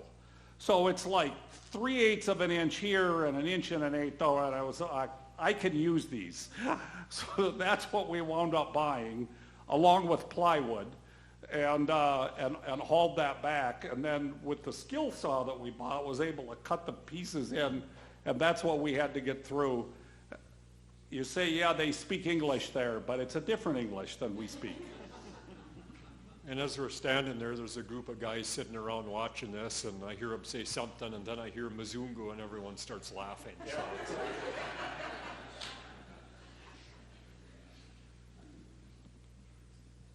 Women's Bible study. No one? The women were invited to go to Bible study at Rachel's house, and so we went with some of the staff workers who were there. And Ivanis, who was one of the house mothers, was teaching, and she went through in Matthew about teaching about fasting, but then also storing up your treasures in heaven and not being anxious about anything and seeking the kingdom of God first. And it was really neat how she tied all those passages together about, just to give us a focal point, I guess. And we went away talking about that, about our understanding of fasting, and so often how we have this idea that fasting is something that we do in order that we can get something from God, no matter what it might be. We're going to fast and pray and beseech God for something. But they had a totally different perspective. Their idea was with fasting wasn't about trying to get something for God. It was giving things up just so they can focus on God and be hungry for God instead. And I can't describe all of the ways that they were able to word it, but they just had a perspective that was so clear. And it was really humbling to be sitting with these women.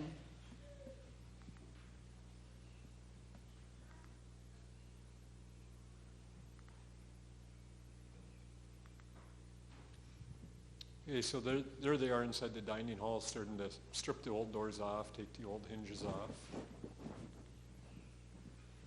And the circular saw we bought for doing that, the blade was the right diameter, but the arbor wasn't the right size, so we couldn't even use it. And so Josh ended up, I think, cutting a full sheet into all those little dormers by hand.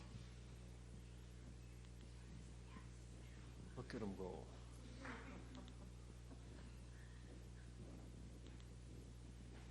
Holden's back on his feet helping out.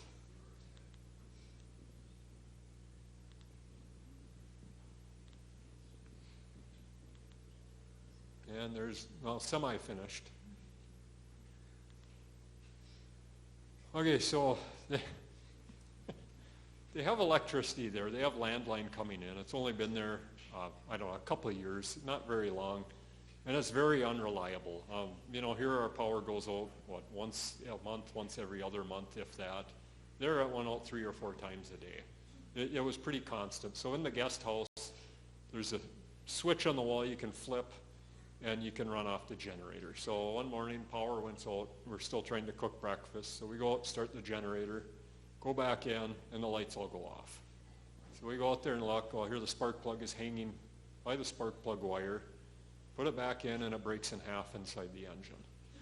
So that was mine and Wyatt's project for later that day. Was fish the spark plug out, and in a way, it's a good thing it happened, because when we took it apart, we found all the wiring had been chewed up by rats and was very close to arcing out.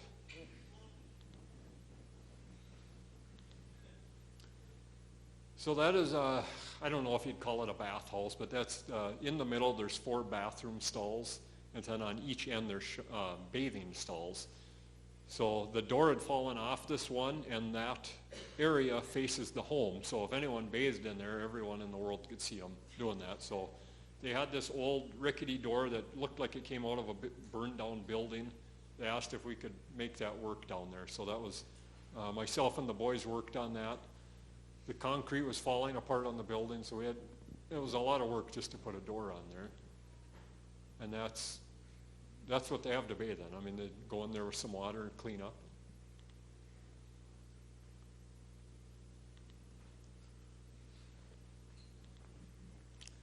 That's a typical toilet in Uganda. Most of them, what they have there on Eagle's Wings for the people living there is, for what? For the people there, that's what they're like. That's what most of them are like in the community as well. And there's our door finished. The concrete had crumbled so bad on one side, we had to mix new cement and put cement in there. So as we're mixing it up, we thought we'd try Pastor Allen's way, so we just made mud balls and just started chucking it in there. As we're chucking it in there, we hear Pastor Allen laughing behind us. He comes down the hill and he said, "Oh, I see you like the Ugandan way now."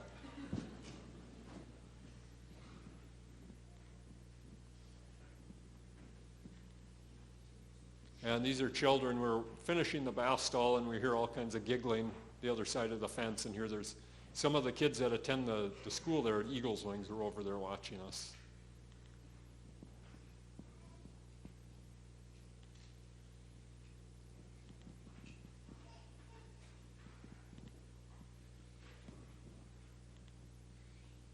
That's, what is that again?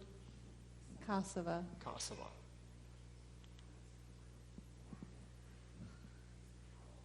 Yeah, so Miss Katrina and I, our job one day was circle weeding around the mango trees. Who can find the mango trees? Yeah, they see the tall eucalyptus in the back, but there's a little mango tree there, and there's another mango tree right there, and then there's elephant grass, and you can't tell that elephant grass is like 12 feet tall. And Kasamba Charles says, "You go weed that one," and I said, "No." So I think the next picture shows him weeding it, but I could barely weed the weeds out that were this big. That was hard work.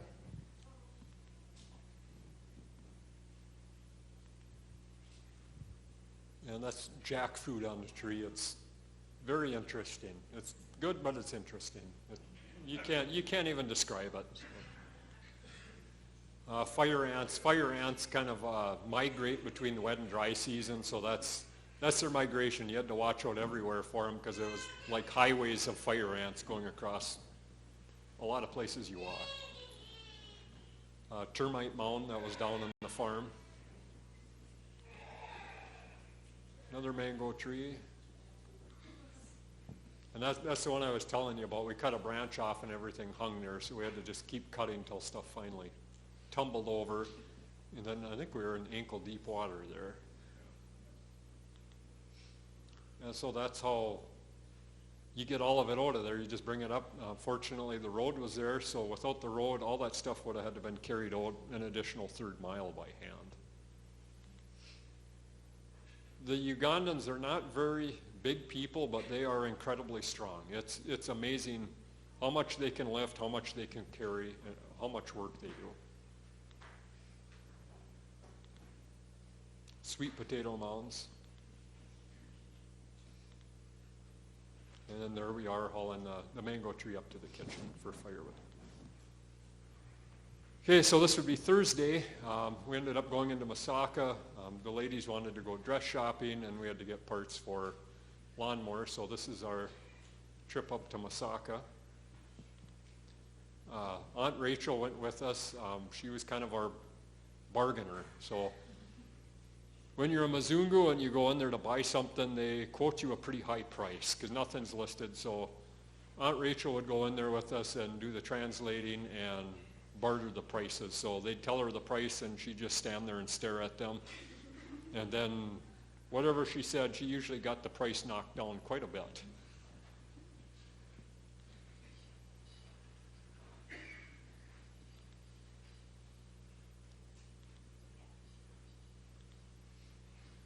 Is it, was out in the whole city right, when we were doing this. so when we're there, the power had gone out in all of Masaka. So Aunt Rachel's leading us around, and we're going down these narrow steps into alleys around here and there. And it's a good thing we knew her, because otherwise I'd be afraid of where she was leading us. So everywhere you went was just very dark when you're inside there. Miss Katrina, what did you call that mall? I like the black market. The black market. So that where Barb is standing is kind of the hallway through that store. So it's incredibly tight. You try to stand off to the side, you can't, you get bumped into, and it's very claustrophobic in there. And whatever dresses they bought, if they didn't fit quite right, they'd alter them right there.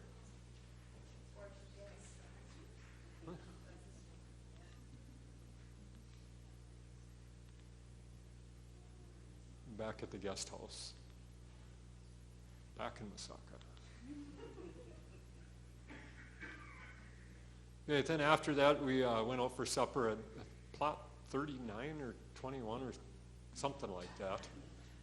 Restaurant in Masaka. It was a nice restaurant. 3-hole golf course. Three-hole golf course.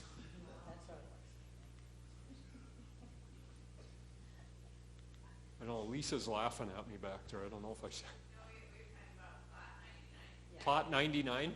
Okay.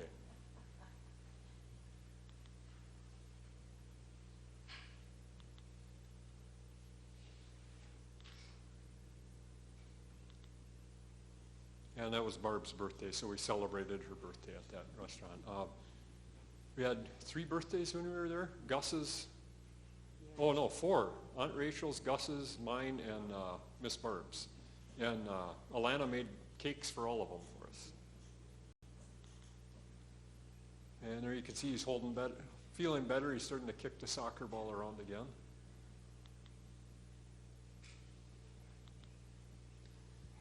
And so here we are. I think this is the day the shutters were finished, putting the last latches in and painting them up.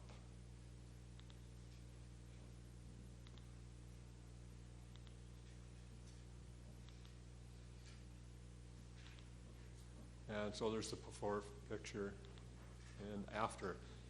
And they were so grateful for those shutters and for the door that was put on the stall, just so they could use those buildings again, because they weren't able to use them in the condition they were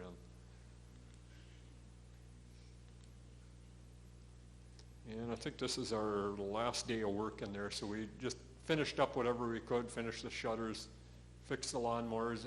It's very interesting trying to fix something when you don't have the right parts or the right tools, and especially when you go in there and the parts are laying all over the place. So and this is when rain jackets, rubber boots, quilts, and stuff were handed out.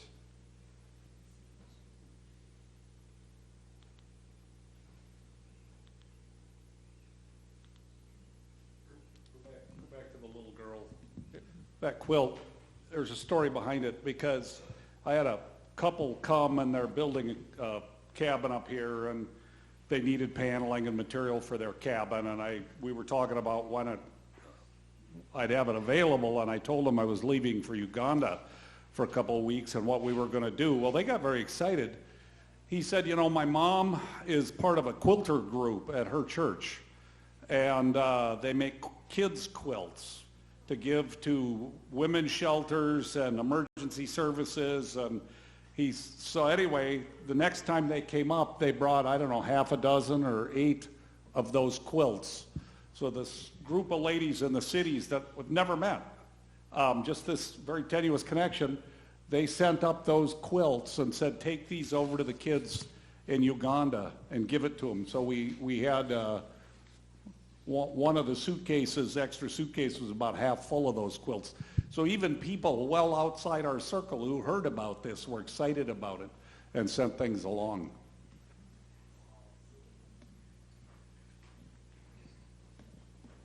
Katrina screwing off again.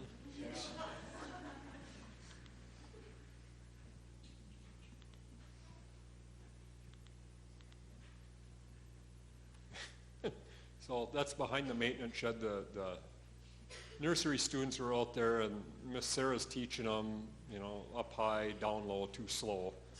And as they're over there giggling and playing, one of the kids says teacher, and they all take off running. So she was evidently doing something not good with them. Oops.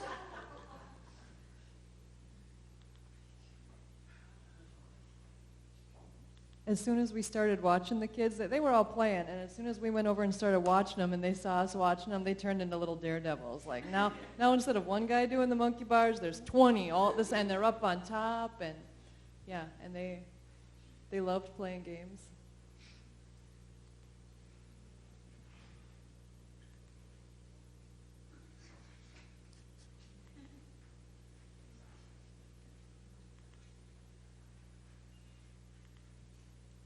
And that is the trip. The following day, we loaded up on the bus and we went back to the airport for another 30, well, not quite that long, probably about 34 hours coming home. We stopped in Entebbe. We had supper with Jonathan and his family and spent the day with them. We went to the zoo right in Entebbe. You have to leave pretty early if you're going to have get on an airplane, because you don't know what's going to happen on the road. Something breaks down. You just have to leave very early to get there. Now, a lot of spiders there. That was our favorite animal at the zoo.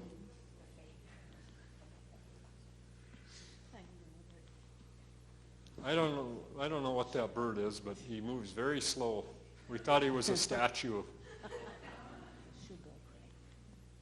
And that's Lake Victoria in the background there. Another bird came by, a very ugly one, checking us out, looking for food.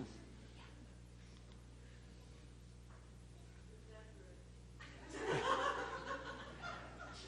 at the end of his life.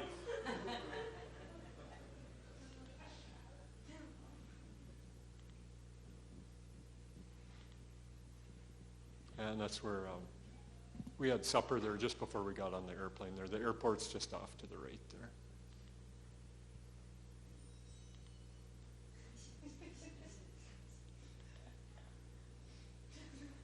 And here we are.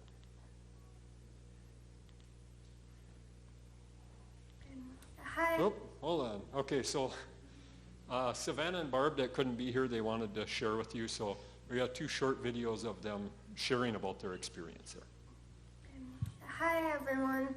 I'm sorry I can't be there tonight, but I just wanted to say thank you for sending us to Uganda and for all of the prayers. We really appreciated them. So something that amazed me was the people that we met over there and just how much they've lost in their life and how many hard things that they've had to go through. And yet they love God more than anybody that I've ever met in my life. And it's just so cool to see them living it out in their lives and just how strong their faith is and how important God is to them. And you can just see the joy on their face. And you can just see Jesus in everything that they do. And I think that's so amazing. And that's really made me think about my own faith and what my life is supposed to look like. So thanks again, everyone. Hi, everybody. Sorry I couldn't be with you today, but in person. But I just want to, first of all, tell everybody thank you for supporting us and in prayer and giving and in our big sale that we had and getting us off to Uganda. It wouldn't happen without everybody. And we know it was the Lord's doing, and we're grateful for that. And I just want to tell you about a couple people that I met when we were over there. There were lots that we met. They were all beautiful and wonderful and so fun to get to know, and our hearts just melted together knowing we were believers, those that were working at Eagle's Wings. And it was a joy to meet Jonathan and Alana and the kids and all of the different workers. And I met a gal. I asked if I could get my hair done in the cornrows because it would be so much cooler. And Miss Rachel had someone in mind, and so she brought her over one day, and she was doing my hair, and we were talking. Her name is Sophia, And we were just talking a little bit, chatting, and she's starting to do my hair, and then I asked her if she knew Jesus. And she said, no, I am Muslim. And that kind of ended our conversation. She didn't really want to talk about anything anymore. She just was doing the hair. So, but when we got done, I paid her, and we hugged, and I told her thank you, and we had a picture taken together. And I told her as I was hugging her that I would be praying for her, that she would find the peace of Jesus. So a little seed planted. And then I also met Peter. I was walking up from the road work we were doing, and I don't remember why I was up ahead of everybody else, but it wasn't because I was faster, that's for sure. But anyhow, and he was walking along, and so I said hi to him, and we talked for a little bit, and then I found out his name was Peter, and I found out that his wife is Kellen, and they have 3 lovely little children, and I had met her and the kids on Sunday and helped with children's church with the kids.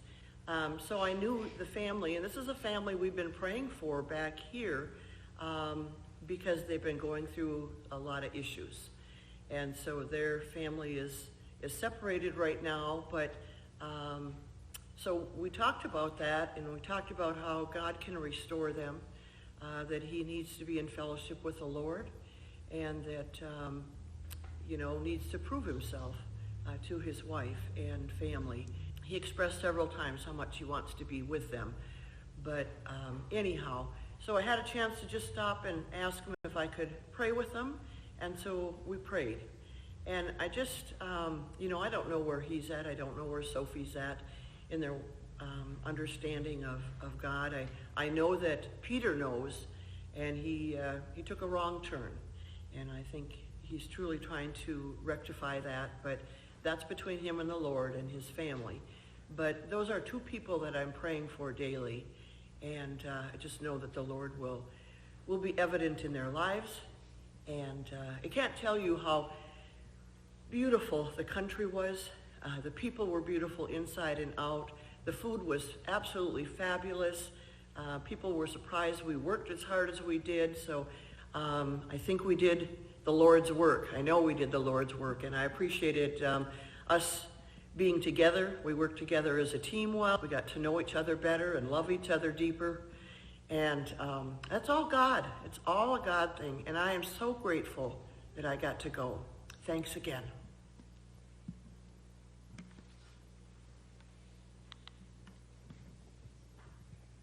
Okay, I don't think I've talked that much in my entire life combined, so.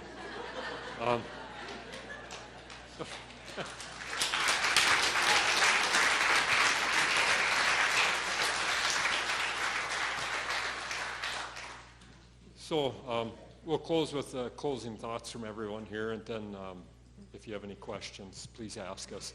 I'll just say in closing, for myself, thank you very much for supporting us in this trip, for raising the funds, for sending us. It was a huge blessing.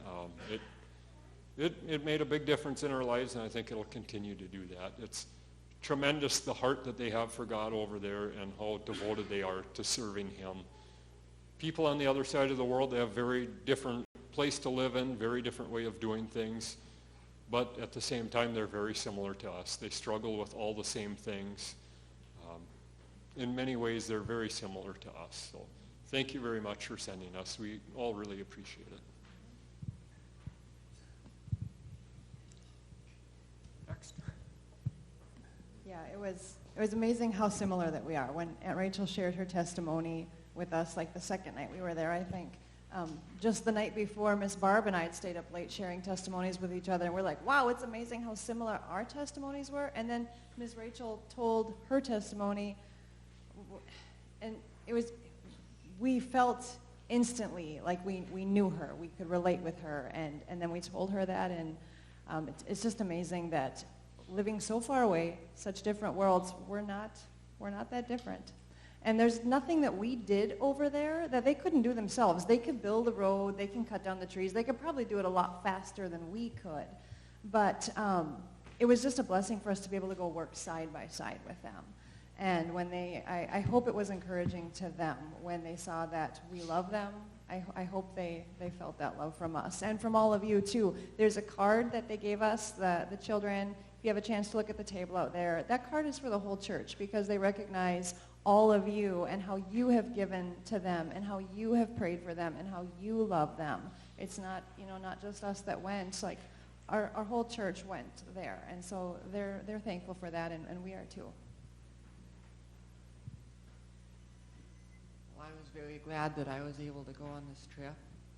It was a good experience seeing what it's like and how other people live in other countries around the world, and gives you a better perspective on what life is like and makes you more thankful for all of the things that we have, like running water and bigger stores to go in to get the things that you need. And I was just glad I was able to go. I'm also very glad that I was able to go. I don't know if I'll ever go back out of the country again, but I want to thank all of you for sending all of us to go. It was a great experience for me. One of the most amazing things to me over there was when we built Elvira's kitchen. It was, she hardly had anything, and she was willing to give what she had to us, even though she might not have anything for herself afterwards. That was really amazing to see how generous people were over there with how little they have. Thank you. Yeah, I think the biggest thing I'll take from the trip is gratitude. Just being grateful for what we have here. And it was just a really amazing cultural experience. And it's hard to fully grasp the culture in 2 weeks. A lot of it is just being kind of, I think Sarah used the word charming. Like you just look at everything and it's just cool to you, and you're just enjoying taking it in, even though you're seeing things that you're seeing a lot of poverty and stuff like that. But within 2 weeks, it's hard to fully understand what you're seeing, I guess. But getting back here, you can think more about it, and yeah, gratitude is something I take from the trip. So I also had a wonderful trip there. One of the things that really stands out in my memory was when we went to a prayer meeting. We split up into small groups, and we were asked, what are our prayer requests and that kind of stuff, and they don't start talking about, I want to pray for more stuff, or people living in absolute poverty. And Pastor Allen started asking for prayer for the local church because he wants to go into the town of Lakaya and start another church because he wants to spread the gospel. And it was just really encouraging to see his love for Christ and his desire to spread that. I was glad we were able to go there and see just how the staff and the pastors are ministering to a lost and hurting world. It's all around us. We were in a gated community with barbed wire around it to keep people out. There was security there. No one could come in without them knowing it. And outside were people everywhere, hurting people walking, people riding, but people really, really hurting. And that orphanage and that school in the middle of this beautiful, they call it the Pearl of Africa, beautiful place, is there ministering to people. And I'm just glad that we were able to go and see that the world is not very different from where we live. We have a whole lot more stuff, and they live simpler than we do, but there's still people ministering to the people around them, and it's a really good lesson for us to learn to really take into consideration what we have around here and how we can help people in the ministries that we have here. And I'm just super glad I was able to go with my husband. I signed up and he came with me. So So thank you for sending us.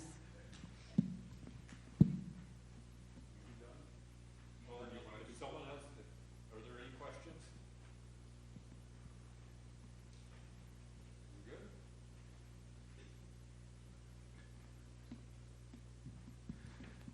good? People ask me how the trip went. I said when I got home, I have a new opening line for my autobiography. I visited a farm in Africa, and Africa kicked my butt. It was tough. Everybody's glowing, yes. But let me tell you what, it was strenuous. It was work. And yet, one of the ways in which I saw God work within this team is we all got along. Now, I've done ministry trips, different parts of the world. It's been a few decades. But, you know, think about taking a dozen random people in this room.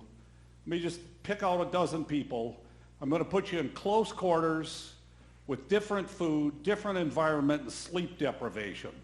Do you think people could get crabby once in a while? No, yeah, all right, Josh, you're signing up for the next one if you think no, man. And yet there was a unity, there was a harmony, there was a support for each other within this team. I saw God bind us together that way, giving us endurance. And yeah, there was, you get out and you look, yeah, you know, one of the problems with being from Lake County and living here your whole life is that you think life here is normal. And then you get out there and you find out how different life is here. You know, water that we can drink, electricity that works, access to things, the simplest stuff. And yet, again, how similar we are. Because the challenges that these folks face, yeah, different economic level, but in spiritual essence, the same. And we're reminded that the Bible says the kingdom of God is made up of people from every tribe, race, nation, and tongue. And as I could sit with these people that in one sense I had absolutely nothing in common with. I'm from the northern hemisphere, they're from the south. I'm white, they're black. I'm relatively wealthy, they're relatively poor. There's just nothing in common, and yet we worship the same God. The same finished work of Jesus Christ on the cross that saved me, saved them. The same grace and mercy and peace that God extends to me, he extends to them. And we could talk about what did we accomplish over there, and we did things, and no doubt about it, and yet at the same time, they planted seeds in our hearts. God planted through them seeds in our hearts, and we will see eventually what fruit that bears. And so, yes, we praise God and we thank you. We're glad we were able to share. Thank you for sending us. Thank you for enabling us to go. Thank you for praying for us while we were gone. Thank you for the part that everybody had within this. And I just want to, in closing, give some credit where credit's due. I've been along on these trips in different ways, and I gotta say, Conrad and Sarah, as our leaders, did a phenomenal job. They had it all organized.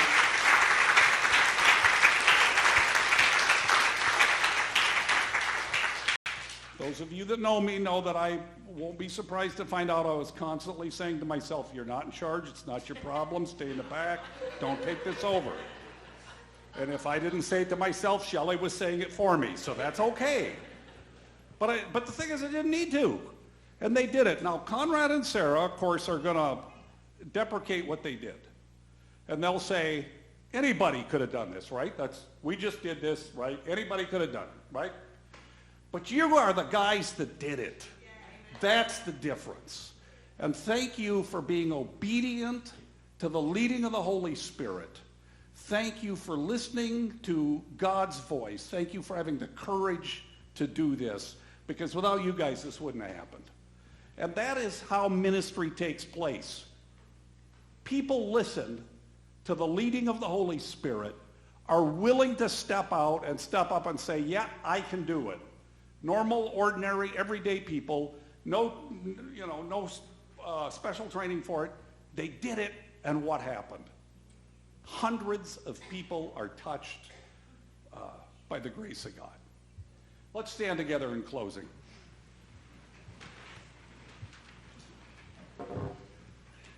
Father, we praise you this evening because you indeed are the God of the universe, that you have called into being everything that is, that which we see and that which we cannot see. We thank you, Lord, that we are all, black, white, north, south, creatures made in your image, children of your calling, sheep of your pasture. And praise you, O Father, for giving us this chance in your providence to share with our brothers and sisters across the world, to let them share with us. And Father, may the fruit in our lives and their lives be born from the seeds that you planted, and may it be pleasing in your sight. And people of God, as you go from this place into the day, the remainder of this day and into the week that's ahead, may you go in the grace, the peace, and the power of God the Father, God the Son, and God the Holy Spirit, in whom we pray. Amen.